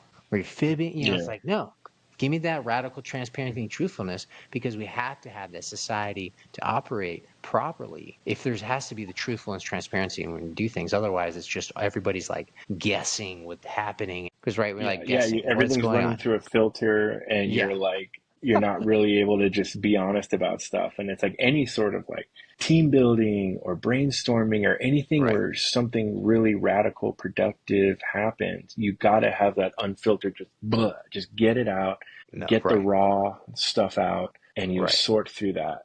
But if you're constantly like filtering or I'm not, I don't want to talk about this or I can't, and it's like, right. This like triggers me. I'm like, what the fuck is oh, that, dude? yeah, dude, it's so funny on my phone. I have a list of like phrases I just hate. And I don't know what, it's probably not good to have a hate list, but like there's things where they're just like people will say stuff and I just write it down. It's like, oh God, I hate that phrase. Like another one for me is like, we're going to create a safe space. And you're Oh yeah, dude. like, Yeah, like, dude. listen, That's a good one. just, I mean, I don't know. There's a whole list of things like that that just irk me. I want to create, loving, caring, credible people that are like bring value to the world that are just like me, always ready to kill a motherfucker. It's like have a Yeah. balance. You know what I mean? Like it's a safe space, but it's like it needs to be a little uncomfortable. It's like, did you do your math homework? What'd you do for your deep reckon? Did you do something active today? Because we've been on vacation for now and traveling and in Bali, dude, we've like eaten out every single day for over 2 months, which we didn't do it all in San Diego. And it's like the phrase I've used here is like just because we can doesn't mean you should, because you have like access. And Yeah. it's very like Brecken has a phone. He's just like, I'm just getting boba delivered to the house. Boop, boop, boop, boop. You know, I'm like, okay, well, hold on. We can't do that Yeah. every day at 9 p.m. whenever you want. All right. Yeah. Yeah. Yeah. You know, so it's like you're again providing those boundaries, like the bumpers, right? So it starts off where they don't kill themselves when they're real young, and now it's like Yeah. the other mental bumpers, you know, to again to create valuable people, you know, rare. I want Oh to no, create rare people. 100%. So like my son at school, you know, like because dealing with kids or bullies or anything, and I mean, I teach him the same way. Like you got to be tough. Like you're not gonna, you know, like don't automatically go into your fists or to get physical, but Right. it will probably come to that at some point, and you need to be able to handle it. He's in Taekwondo. He loves it. Yeah. Beats the shit out Yeah. of stuff.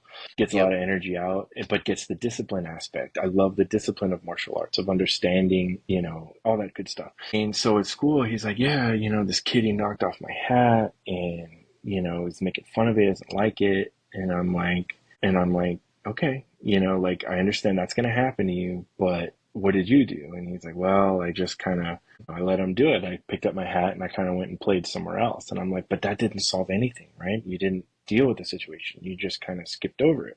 And I was like, so next time when you tell him, when he knocks it off, you pick it up and you say, I don't appreciate that. I don't want that to happen again.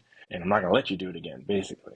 And so I said, that happens again. You tell him you don't do, if there's a teacher around, let them know, but you might be on the playground or something and there's not going to be Right. anyone around. You're going to have to handle this situation on your own. And you might have to push them. You might have to let them know that you're not afraid for it to get physical. And I guess I kind of jumbled things up because, so then he comes back like a couple of days later and he kind of did things out of order. He comes up to me and he's like, Dad, that kid knocked off my hat again, but I took care of it. And I was like, well, what happened? And he goes, well, he knocked off my hat and it fell on the ground and I shoved him and he went flying on the ground. And then I picked up my hat and I said, don't do that anymore. I was like, I like that. Good job. You did a little reverse, you know, you want to give him the warning before you go to the physical. Yep. But no, Yep. he right away was like, he knocked off my hat, so I shoved him. And then I said, don't do it again. And said, all right, you know, Yeah. He's but learning. He's learning. There's he's figuring, and you have to figure it out. You have to get in the yeah. moment and hop in there, and might not always get it right, but it's Yeah. about working that out, not running away from something, or you know, now Right. you're avoiding that kid on the playground all the time. Right. And that's the thing. Like, I don't want people to hear me, oh, you know, you're promoting violence. I was like, no, no. I mean, that's not No, how I you heard handle one things. for But kids is a ask, tell, make. You ask them nicely to stop, you tell them nicely to stop, and then you make them stop. I like that. I'm gonna keep that down. Yeah, because in the sense of like superpositioning, like in quantum physics, where it's like, you know, Taekwondo, Brecken and I have been doing private Muay Thai lessons for 3, 4 years. In the same way where it's like when they get this when you get the confidence and like I've seen him and, you know, as soon as, you know, when I'd recommend for you and your son to do something together like that, fucking, I've loved it for us to bond. Also, I'm not his teacher as well because that doesn't work to have the Yeah, instructor but we like I've seen it where it's like you almost superposition yourself around the conflict because you're like, hey, right? Because I've seen Brecken on like his foot and stuff. You know, it's like you see, it's like, dude, he could fucking knock a grown man's head off just because he's like yeah, lanky, just like the like whip coming around. But it's like, so he gets that, and he's like, he understands the conflict. Like, yeah, I don't want to hurt somebody. And then, you know, they gets that because when you start to kick the bag hard, you know, so I feel like this, you will get to, I think you'll experience that similarly. And then I think your son will too. You're like, I don't want to like hurt people. That doesn't make me feel good. yeah. I want to be able to Right, defend myself. And then I want to right. be able to position myself around the conflict because, like, it's, you know, I certainly like me, like, I don't want to be get hurt, bro. Like, I'm not going to fight. Like, I want to run. I'm going to run away right now because I don't want to hurt somebody or get hurt because, like, you know, as Yeah, long as, no, like, one hundred if percent. it's just me, like, I'm like fucking Batman popping smoke. I'm fucking gone. Yeah, If somebody, like, I'm going to help somebody, but if it's me, like, I'm pretty fucking fast. So, I mean, yeah, I'll fight, but, you know, like, you got to get me yeah. in a No, corner. yeah, exactly, exactly. And that's where you want to have that inner strength and physical Yeah. capability to be like, listen, if it comes to that, we can handle it. But Yeah, that's exactly. not your go-to. I'm not out there Yeah. looking for it. I'm I doing love everything I like can that's to just avoid like, it. hey, the second time the guy came took his hat off, I mean like his probably not going to do it anymore. So And he did it, and they figured it out. But it's yeah, like I feel like that's only going to escalate. So it's like you gotta, yeah, true. you're going to have those situations where like, yeah, because everybody's like, well, you got to go and find a teacher. And I'm like, listen, the teacher ain't always going to be there. I mean, there's not always going to be somebody there, and you're going to have to figure it out. And like you say, like I like what you're saying because it still empowers them in their own Right. situation to take control of it and to say, well, this is what I'm going to do and how I'm going to handle it. I like that aspect of it. Yeah. Yeah. All right, dude. I've been at a little over 2 hours. It's good chat. Good catch up. Yeah, I enjoyed it. Um, I enjoyed it. yeah, likewise, brother. Well, if you are ever over in Southeast Asia, you know where I'm at, dude. So is that your permanent residence now? You made the move? So we're going to be here for a year or so. Kids are starting school. They start the green school in Yeah, I saw that. August 19th. And so they're doing, for a year. Yeah. So we're here for a year or more. Don't know yet past that probably, but we'll see. We'll see. So it's kind of like we committed for a year because it's a fucking process to get here, visas, all that stuff. And obviously it's even the plane ride takes like 2 days to get over here. But yeah, so here for now. So yeah, dude. So that's I don't Man, know what I'm doing. Yeah. I'm gonna learn more about that because it's so funny. Even my wife and I are like, I don't know what we want anymore. Like we live in a great community. We have a nice house. She's a doctor. We've made it, or whatever you want to look at it. And still, I think we're both kind of like, man, this society or just living here, it's not great. It sucks so much out of you. I think there's so much negative around. We're just looking and being like, is there a Yeah. better way kind of thing? And I don't know if we're ready to go practice. She's like, I don't know if I want to go like do rural medicine somewhere or anything. Like, I'm not saying we want to go live in the woods, Yeah. but like, I don't know. We're kind of at a point too where like, is there more? Is there a better way to do things to live than the American dream?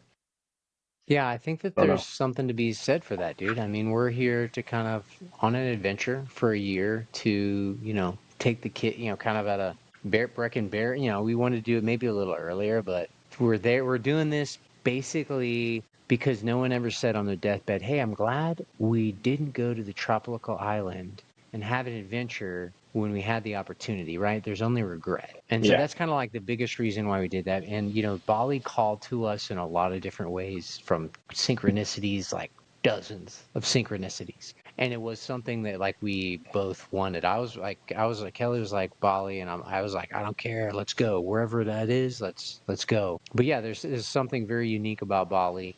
The energy, it's on a ley line. It's literally oh, I'm on, big about that too. It's yeah, amazing it's those on the two places. different shelves of how it's literally how it's separated off of the bigger part of Java and the island. So its ecosystem is super unique. Bali itself is mostly Hindu, where Indonesia is mostly Muslims. It's a different way of doing things here from every aspect. Very fascinating, and right now it's booming. It's kind of a little crazy of how much it's growing. But I think something like that is due, dude. So when your kids are a little older, like where, out of diapers can walk around without, dying. Yeah, I think it's like every family should do it. You know what I mean? Or like when you have that because like I think as you work, you're gonna have an opportunity before they go off. And so like I would suggest any family to do something like that, to do something audacious because you'll fucking regret it, man. Because like yeah, yeah, sell your house, sell all of your shit.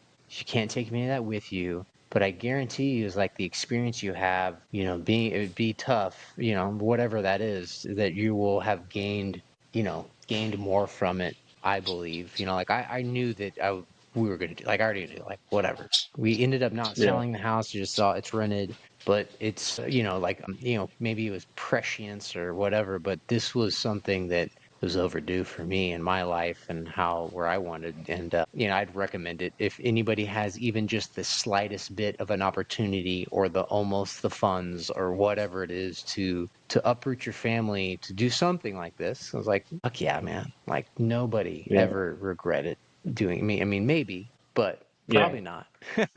yeah. And so I'd I hear highly that. I recommend hear it. that. Yeah. So if there's opportunity, welcome to come over and visit to see if it's your spot or not. Let me know. Yeah, yeah, because we did we love tropical too. We Yeah. go to Maui a lot, and Oh, like there's a yeah. my wife works for she works for Kaiser, and so Yeah. there's Kaisers on Maui, and she's like, wow, could we do this? Could we live here? And kind of go I mean, back and I do forth about Maui, it, dude. Like, and you don't have to come to Bali. Like, Maui's yeah, just incredible. I love that island. yeah, Um, yeah. so Yeah, so we've talked about that too. We're like, man, is this something, and I don't know, yeah. just toying with ideas for now. Like I said, we got an 11-month-old, we're not there Yep. yet, but there's Yep. definitely seeds in our brain of like, Dude. you can kind of see your path this way, and you're like, oh, he's Yep. going to go to these schools and he's going to live this life, be surrounded with these types of kids, and you can kind of see that formed a little bit, and you're Yeah. like, all right, do we want to shake that up at all? Do we want to add anything in? I don't know. Yeah, dude. Hell yeah. Like, I just already from us talking, going back to the beginning of even the Citadel, seeking that different, whatever it is you do, it's like that different is no, there's like no other way to do it. Like Yeah. the hard thing, like, Yeah. And see, that's where I so, think, talking about suicide and things like that, I think it's when people maybe have inclinations for things and they suppress them. And then now they're in this miserable point in their life. And right, they're like, how the right. fuck did I even get here? I'm so miserable. I hate Yeah, everything. I don't see any other way out, kind of thing, you know? yeah. Like these quiet life of desperation. I've told my wife, like, I will never be in that. Just so you know, that's why I'm just telling you like, this is what's coming to mind. That, she's like, probably like, shut the fuck up, Blake. And I'm like, hey, I'm just telling you, I'm not going to be living a I'm just quiet out life. here raw. I'm dogging life, man. Yeah. Yeah. Uh, So yeah, we like Kelly and I was like we're however Kelly thinks about how I think about things and or me, how I think about things, I'm like I'm just going through my life like do do do do do do do.